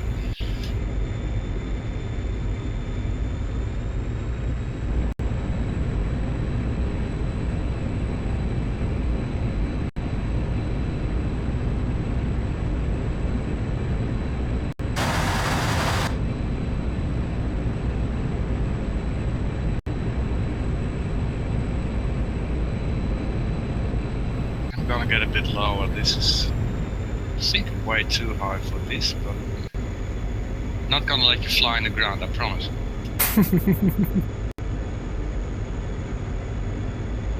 Well, it was my own fault.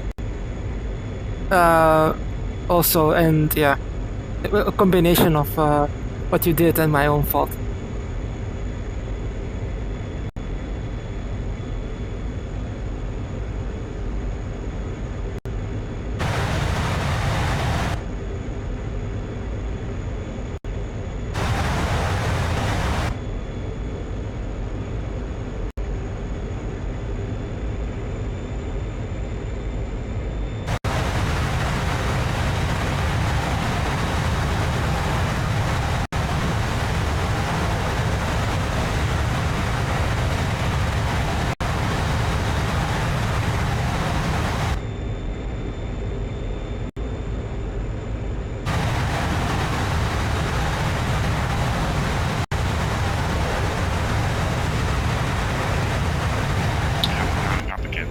Come on, get down, stupid thing. Are you still behind me? Yeah, but you're a bit further away. But I can still see you. Okay.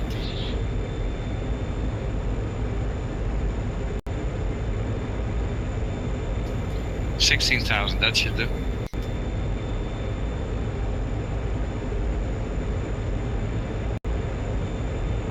What's your current airspeed? About 380. Copy. Okay, then I'm gaining on you. Yeah, just use your radar if you want to.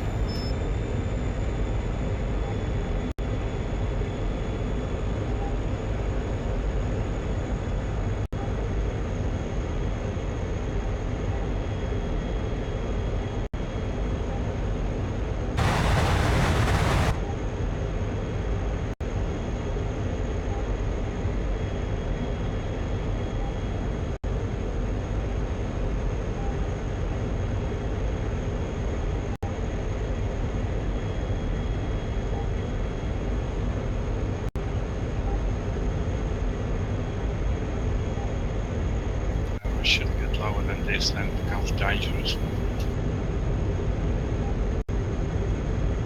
Okay, I'm behind you. Okay, I'm going to 100%. Not after burning yet.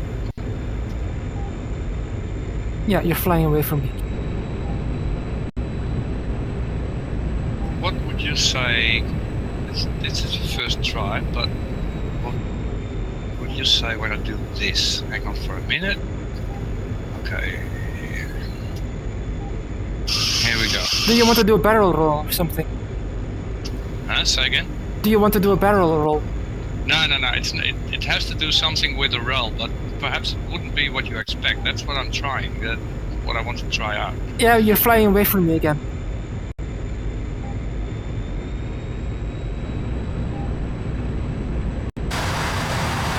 Right left a little bit.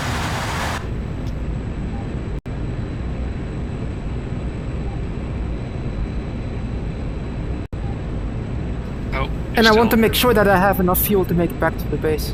Yeah. Yeah, okay, sorry, I'm slowing down.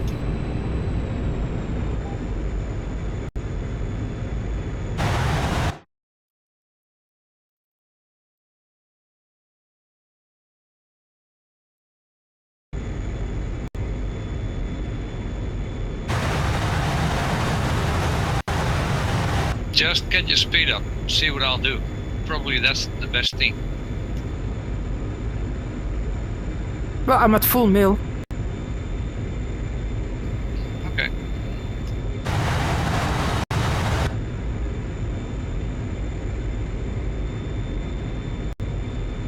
No, but I want you to be close to this. That's a close maneuver.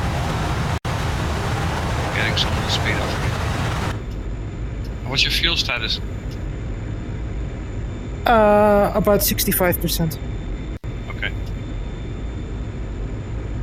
I'm now at 330 knots.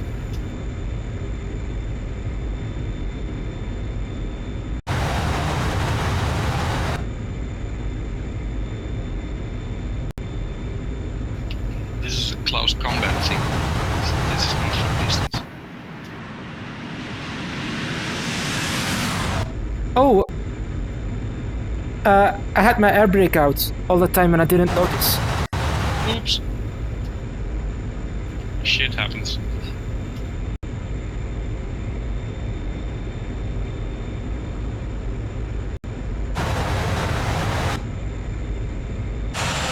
Yeah, I was wondering what's wrong with my airspeed.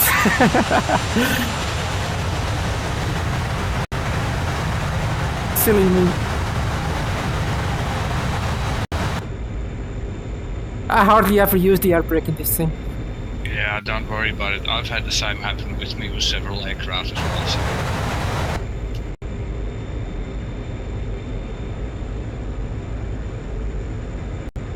I'll make a slow turn back towards land. Yeah, yeah. Then at least we're heading the right direction now. A left turn or a right turn? I'm going left. Okay.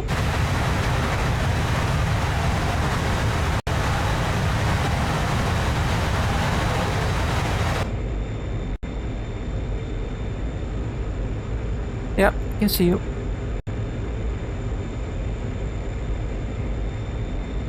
That's why I put it out.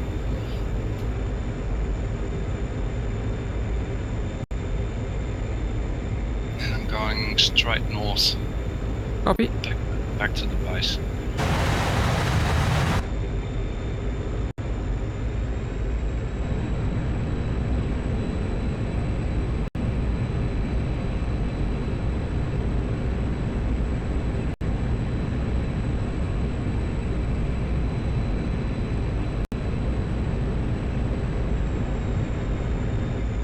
It's actually amazing how far these F5s can go, even without a belly tank, but when you've got a proper altitude on it.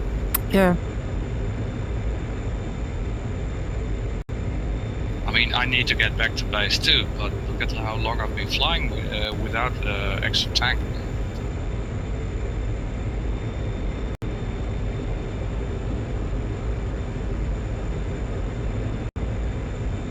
Okay, there you are. Okay, I'm picking up speed. Hang Okay. on. Let me go down.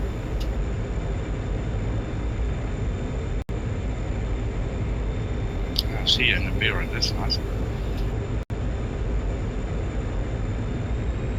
Okay, I'm now more or less at maneuvering speed. Okay, let's see what you make of this. Ready? Whenever you are. Cool.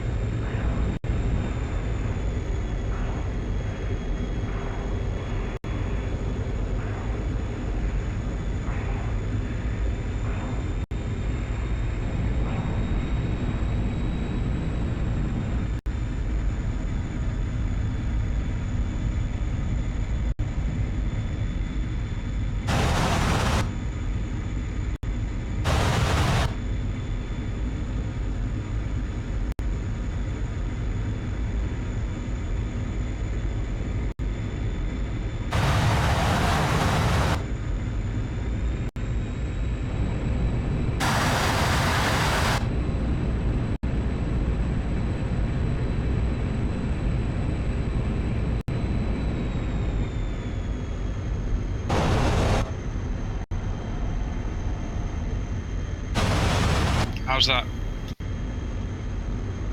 It's tricky for me, yeah. But how is my idea?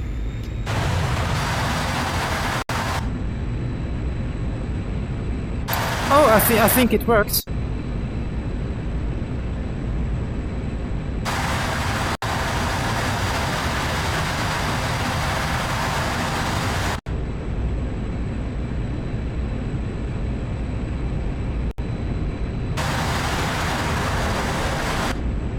See, now I've got the time again to build up some speed.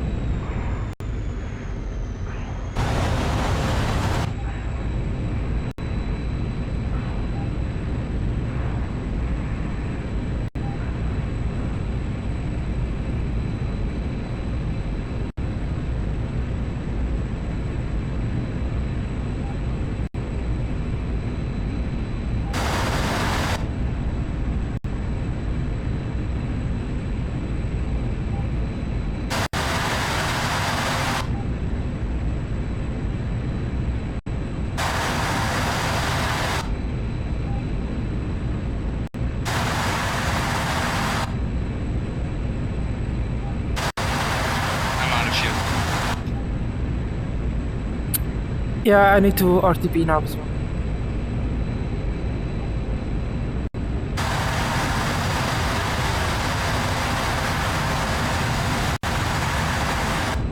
Oh, there goes my left engine. Oh, you're actually out of fuel. Yeah, I am. Right engine is still on, but I never will make it back. Okay, that's not very smart then. Yeah, I know. But we had a good idea, I think. Mm-hmm.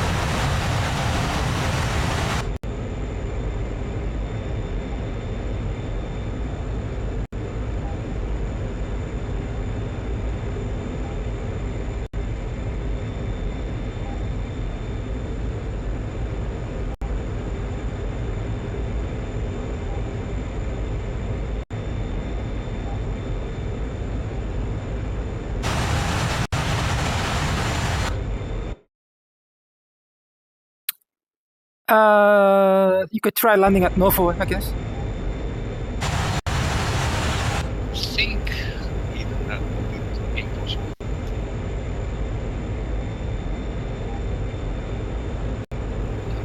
Yeah, no, won't work.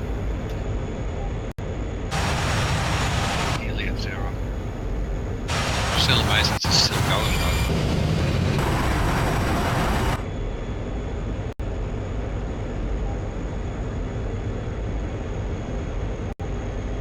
Well, we're trying to, let's see if we can make a proper ditch landing.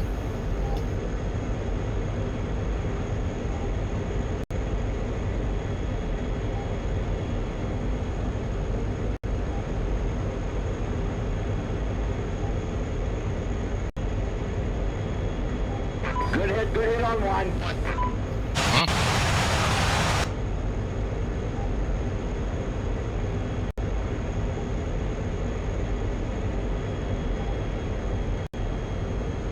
But how is this way of flying, Raven? Did you get, let's say, if we would you have been able to take a serious shot at me with guns? With guns, no. Here goes my last engine, so, okay. Let's see if I can make a proper landing on the border.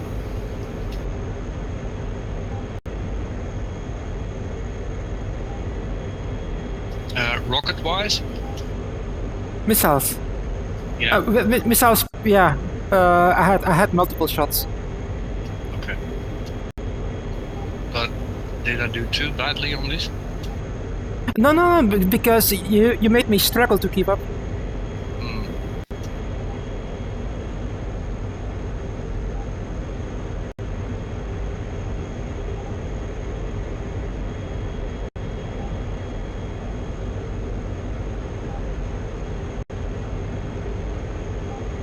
And it is likely that some of the times that you passed in front of me, that my R60s would have had problems with it, because they're not very good when the aspect, well, when you're 90% off my, how to say this?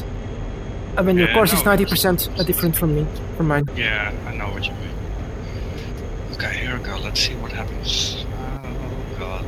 Oh god.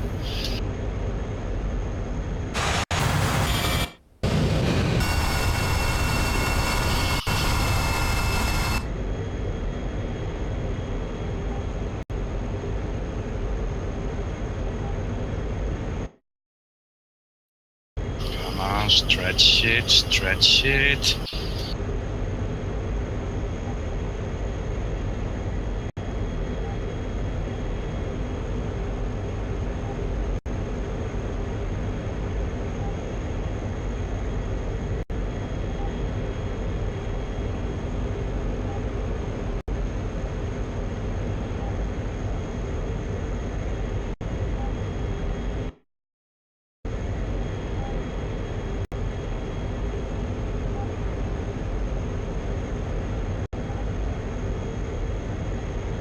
Hey, I made it! Let's see. Good kill. Well, you're sinking and you were inverted. I killed myself.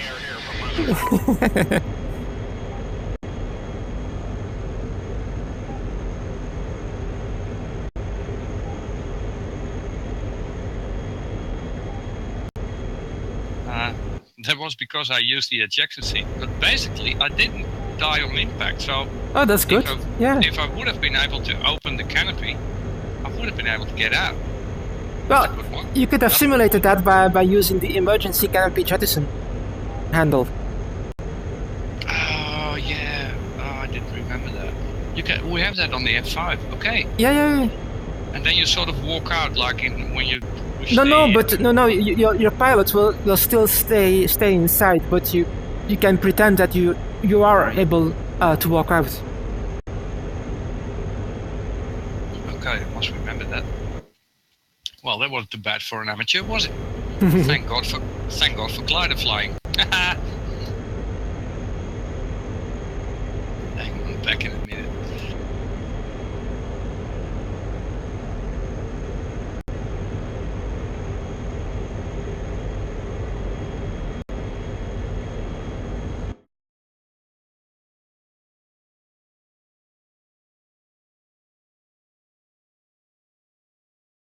I probably should have landed at Novo as well, but I wanted to see if I could make it back to Krasnodar.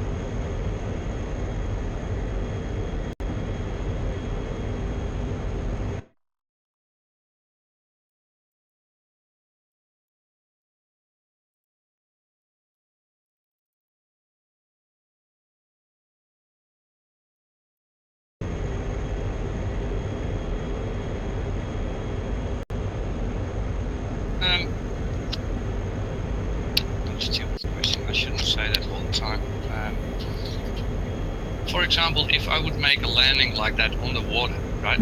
In doing PvP missions, Yeah. and you would use the emergency exit, would that count as non-kill? As a loss, yes. It would be a loss. Yeah, probably. Yeah. That shouldn't be fair, I guess. Well, you lost your aircraft. Yeah, but you did survive. Yeah, but you lost your aircraft. Yeah, okay. Yeah, that's true. Okay. I was quite amazed that I made it, actually.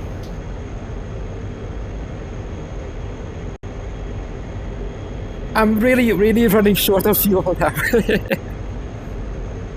Okay. Basically, my engine can flame out at any moment because I'm at 600 kilos indicated, but MiG-21s have been known to flame out at 1000 indicated. So Okay. at the lower regions, the indication of fuel is not exactly accurate.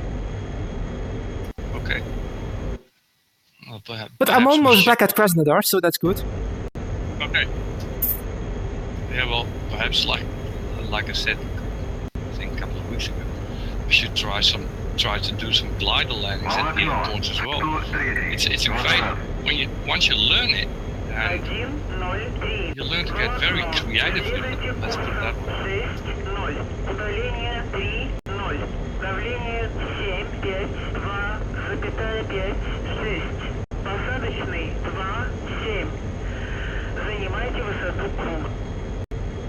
Well, ATC wants me to land at runway 27. Yeah, forget that. Which doesn't have PRMG. Just call an emergency, get the damn thing down. Well, I'm at the airport. I'm still way too high, but...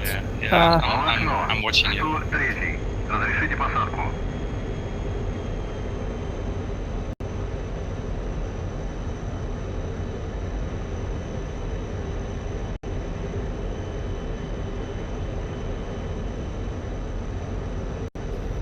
Well, by the sound of it, everything still works. Yeah, my engine is still running.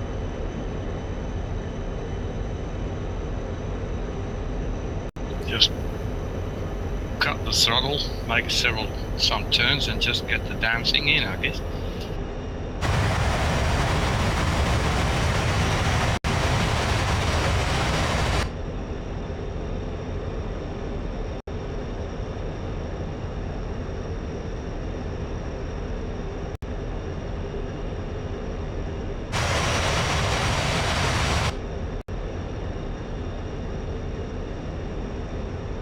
Don't make it too steep turn, it'll cost you energy, but you're on the wrong bit. I guess you have to make a steep turn, otherwise you can't get in at all.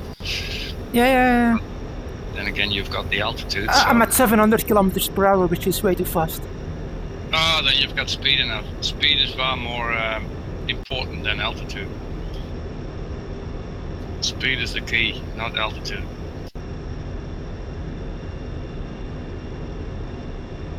Yeah, I see you on approach. You'll make it. Yep.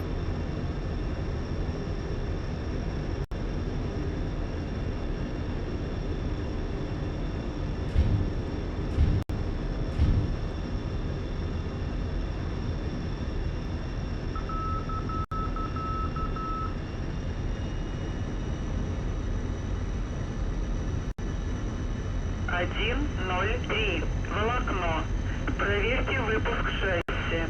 Ветер у земли 3-4. The wind is blowing me to the left. Yeah, I'm seeing it. 7.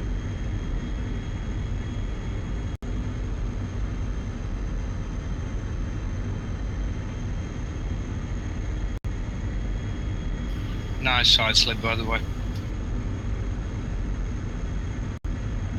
Yeah, I'm properly lined up now. Yeah, very nice.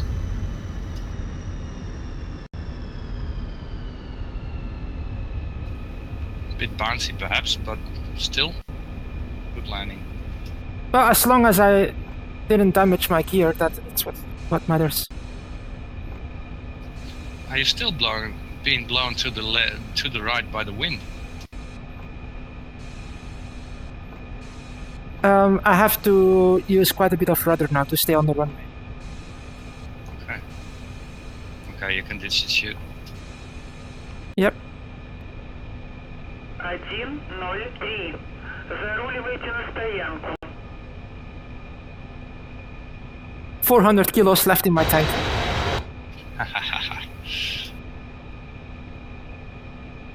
I'll taxi to the parking spot. Okay.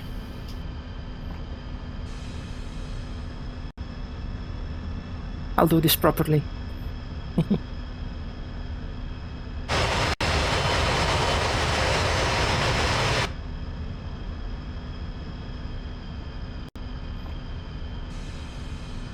Taxing in the MiG-21 is also something that you need to get used to. Differential brake. Differential braking, exactly.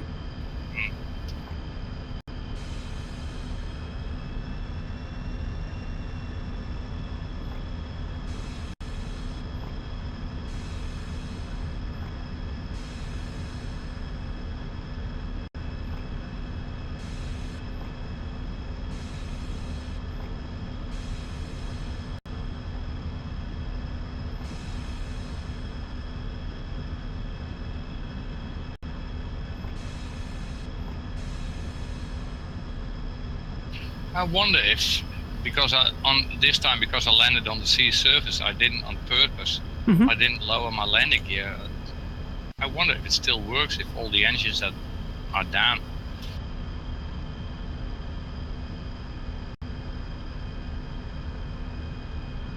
If all the engines are down, what do you mean?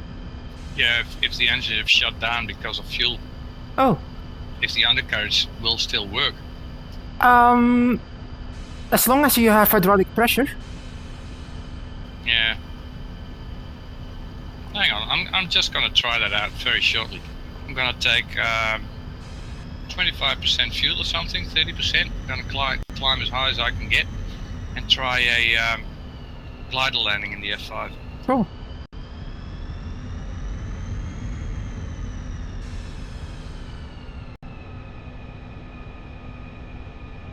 And shutting down the engine.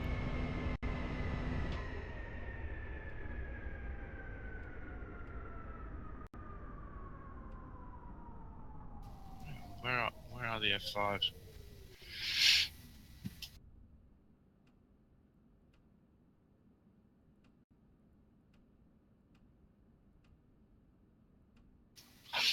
Okay. Briefing, fly. Why won't it work? Come on. I'll try quit and reconnect.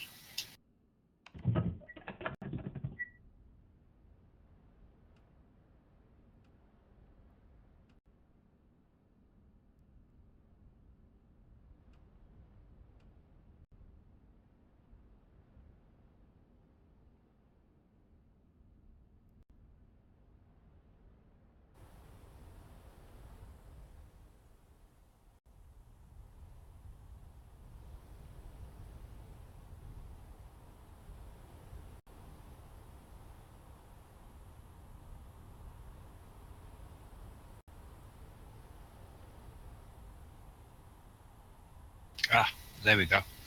Okay, rearm.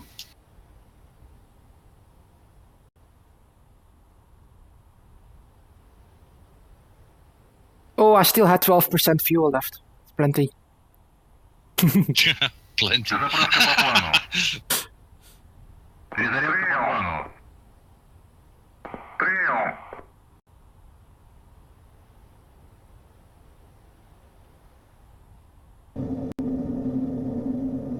No, actually, it's not plenty.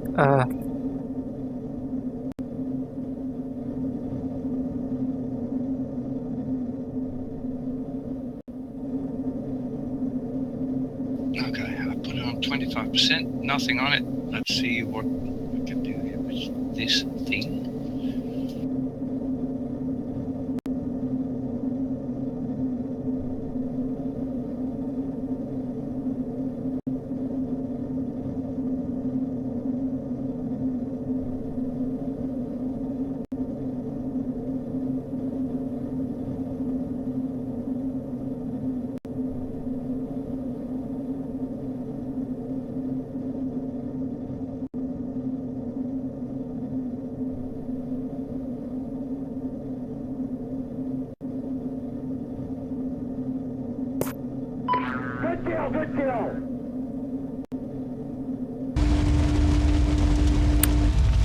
So that's Su-25 that crashed again.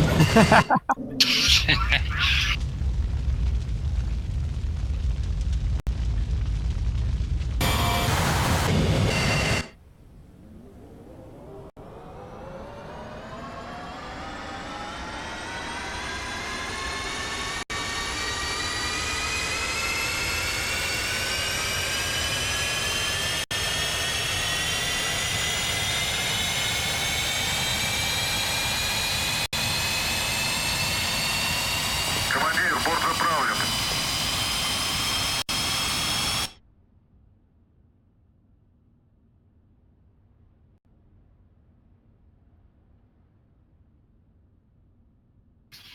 Normally on some of these planes there would be some sort of wind turbine thing that you could pull out to Oh yes, apply yeah. emergency hydraulics, but It's I don't know. electrical power, not hydraulics, as far as I know. Okay. That's the turbo. Yeah, I know what you mean. Yeah, but I don't know if they modeled that. No, I don't think so. But on the other hand, I must say I don't know if it was modeled, if it was present on the F5 anyways. Oh, yeah. The only thing that I knew of, it was on the Starfighter, the F104. But I think most aircraft have that. But the A6 Intruder is the only one that I know absolutely sure of that it had that. Okay.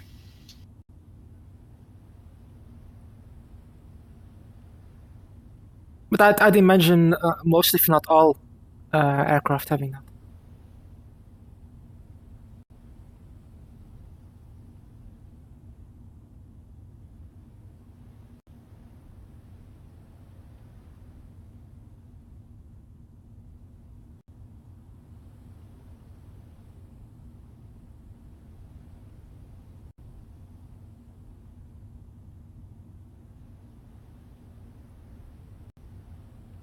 Okay, ready to taxi. Hang on, what happened to my fuel?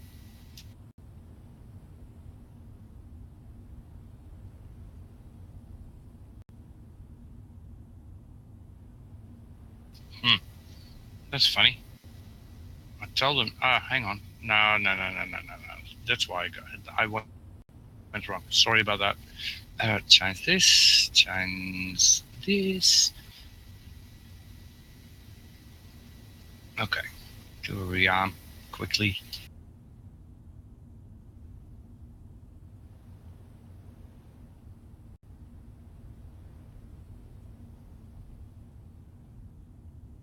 Because I want the fuel to be down, you know? Mm-hmm.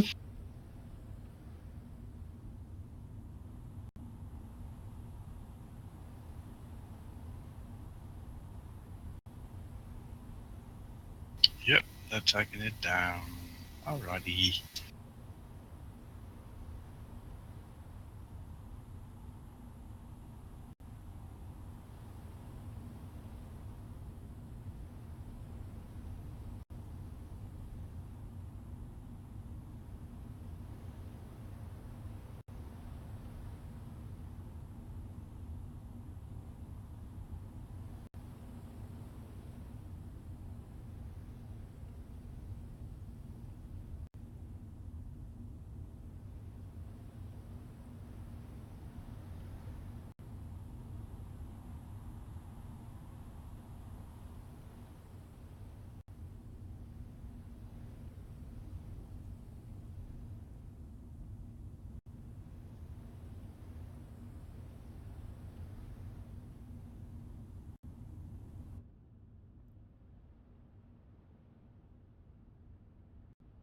Okay, taxiing out.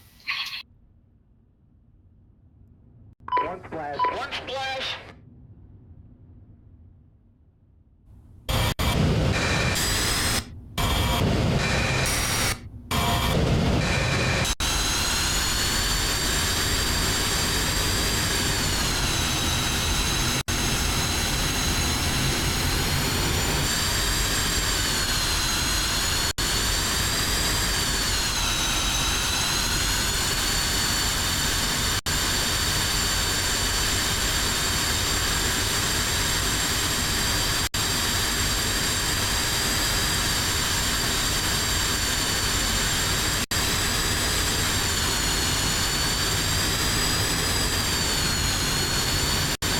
See, that's what I don't like about the F5 and a lot of other modules.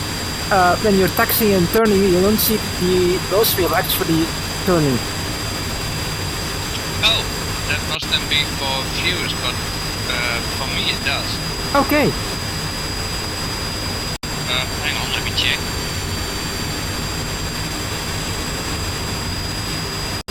Yeah, for me it does.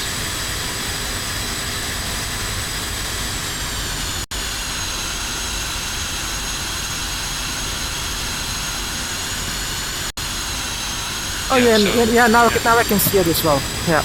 Okay, I just had to zoom in a lot. Oh, okay.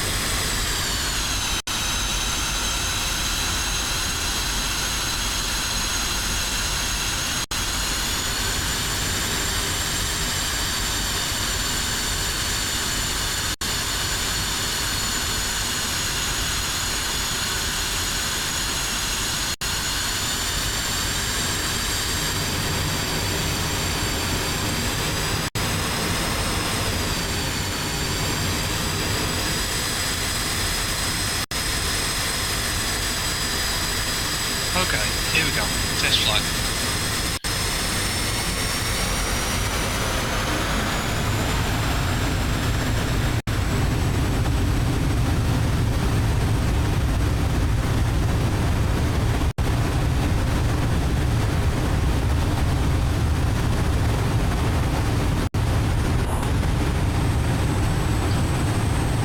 Jeez, without a load, this thing is fast taking off. Incredible. I didn't even put the nose wheel at the higher angle. Just jumped.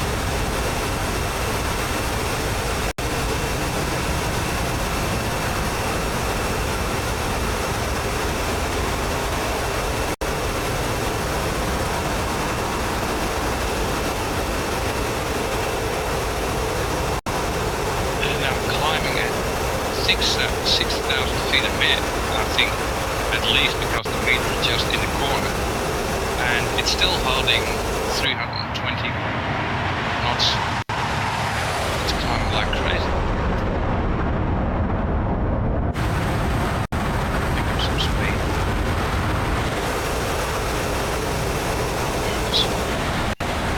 All right.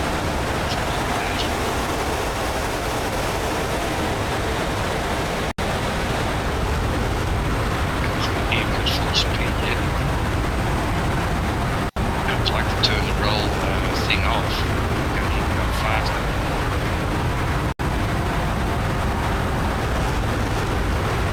The dampeners. I mean, Yeah, they've only got the yaw dampers, I think. Not the roll dampers. well, if you turn off both dampeners, then you have an idea what it's like to fly MiG-21. Give me a sec, just trim it out.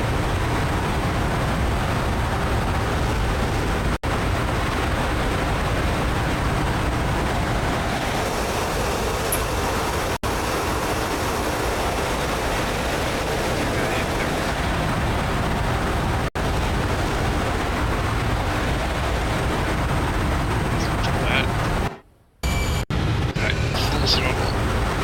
Gonna go full speed and then the other way. Climb up.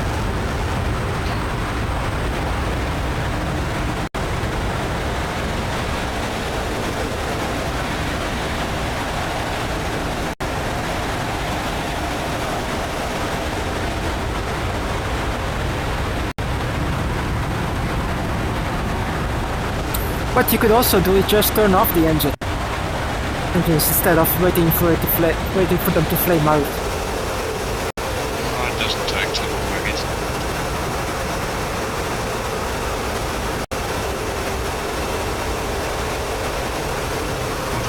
To try some sort of F-15, not F-15 shit. X-15 thing like, get as high as possible and see what happens there.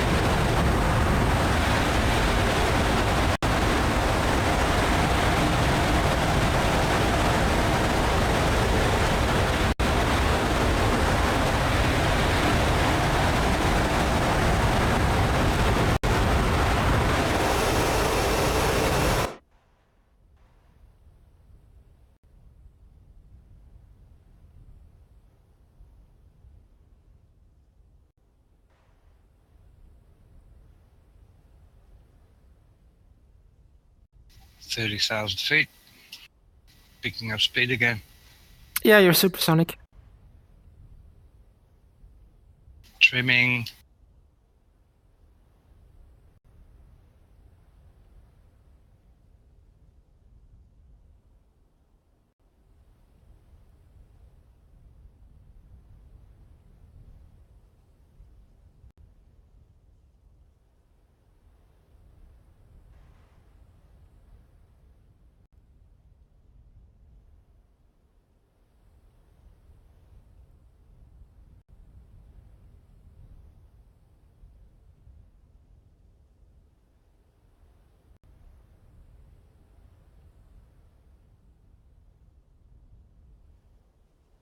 Going up again. Come on, I want to get into space with the thing.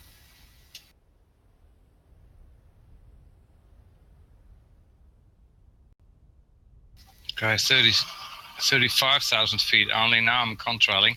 Controlling's gone again. This guy's turning black.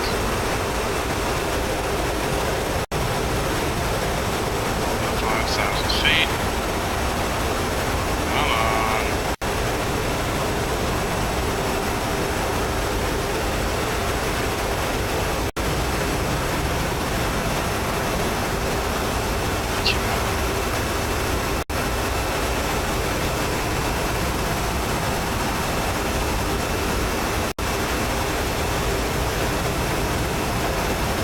Just still don't flame out. This is incredible.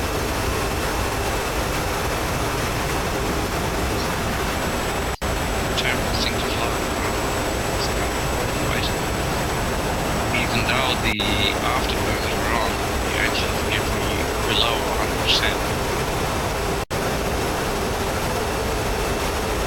Here we go. This one's picking up again. Dropping down 45,000 feet. 44,000 feet. And being able to maintain altitude again. 43,400 feet. Speed is climbing 250 knots. This is incredible.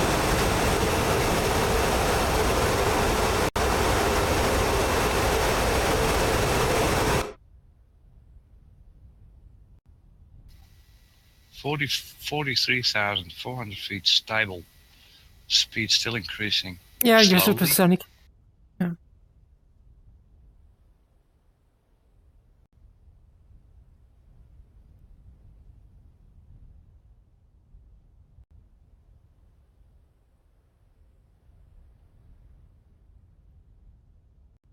Get some speed again. I want to get higher as this.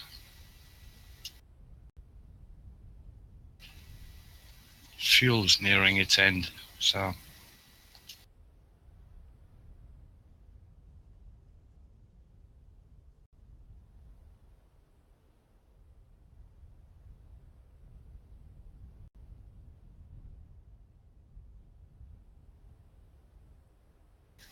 40,000 feet, 350 knots.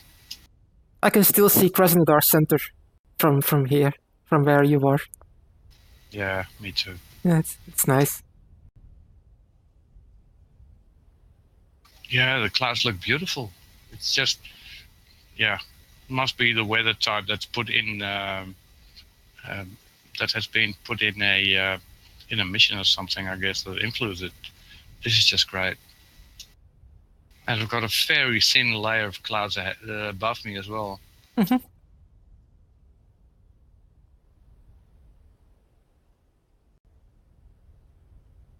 Okay, engines cut out. Come on. Come on.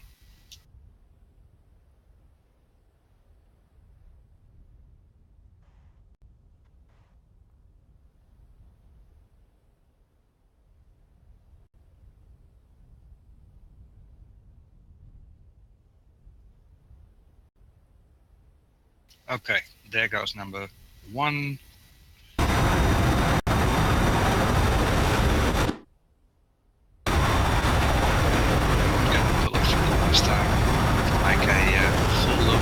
Full You're almost out of the map.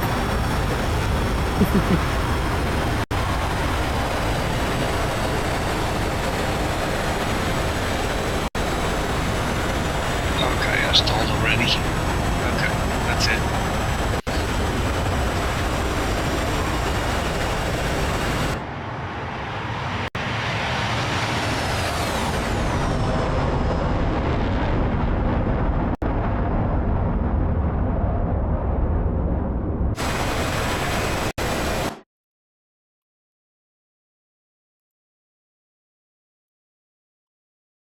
Could you give me a heading, Raven? To the airbase or to the lake? Yeah, now to airbase. 254 degrees for 51 nautical miles. 254. Roger, thank you. Because now I'm a glider.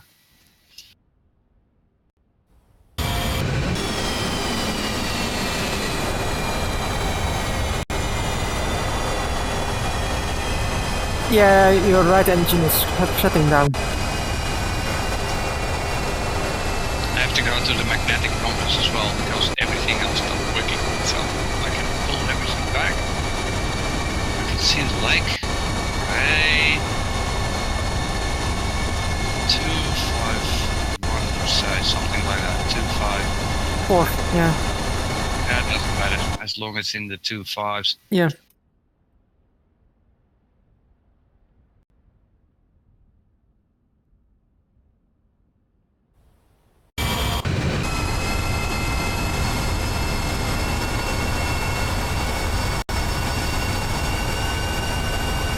Every electrical thing stops. So it should be around 25, 24. To the left.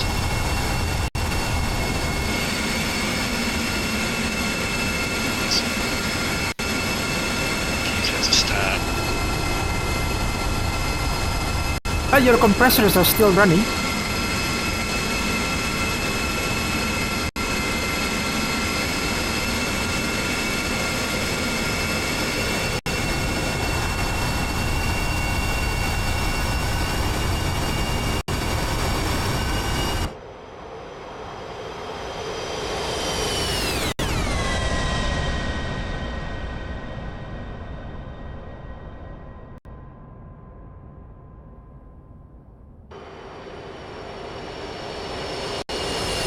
It's on the far side of the lake, isn't it? Yeah. Oh, shit.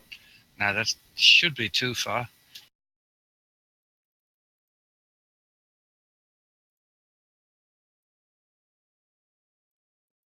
$251 now for 44 nautical miles. Yeah, that's too far. But I see a great road. I could put it on there, I guess. Let's pick up some speed.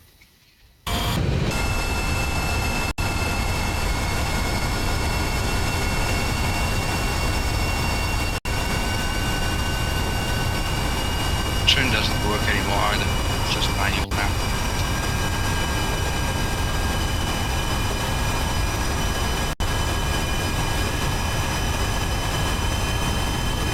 Okay, that's where I'm going to put it down. That's my decision. No matter what happens, that's where I'm going to put it down.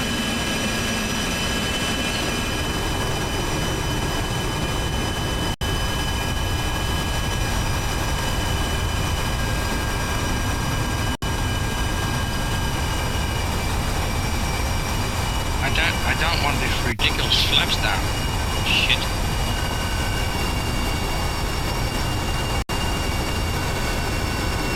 Well, pull them off auto then.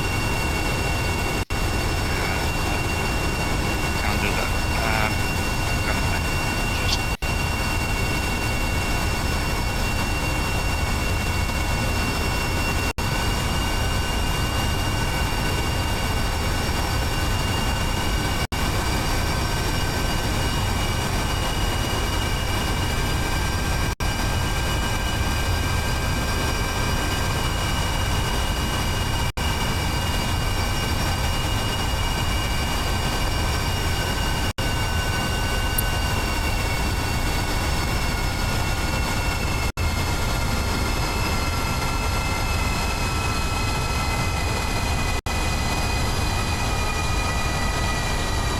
See, your landing gear, it works just fine.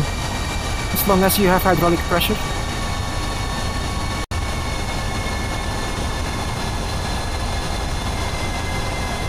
Come on, come on, come on, come on!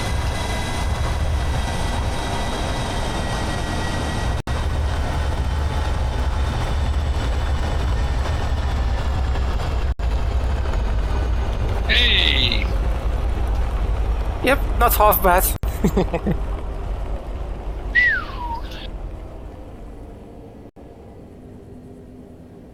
Made it.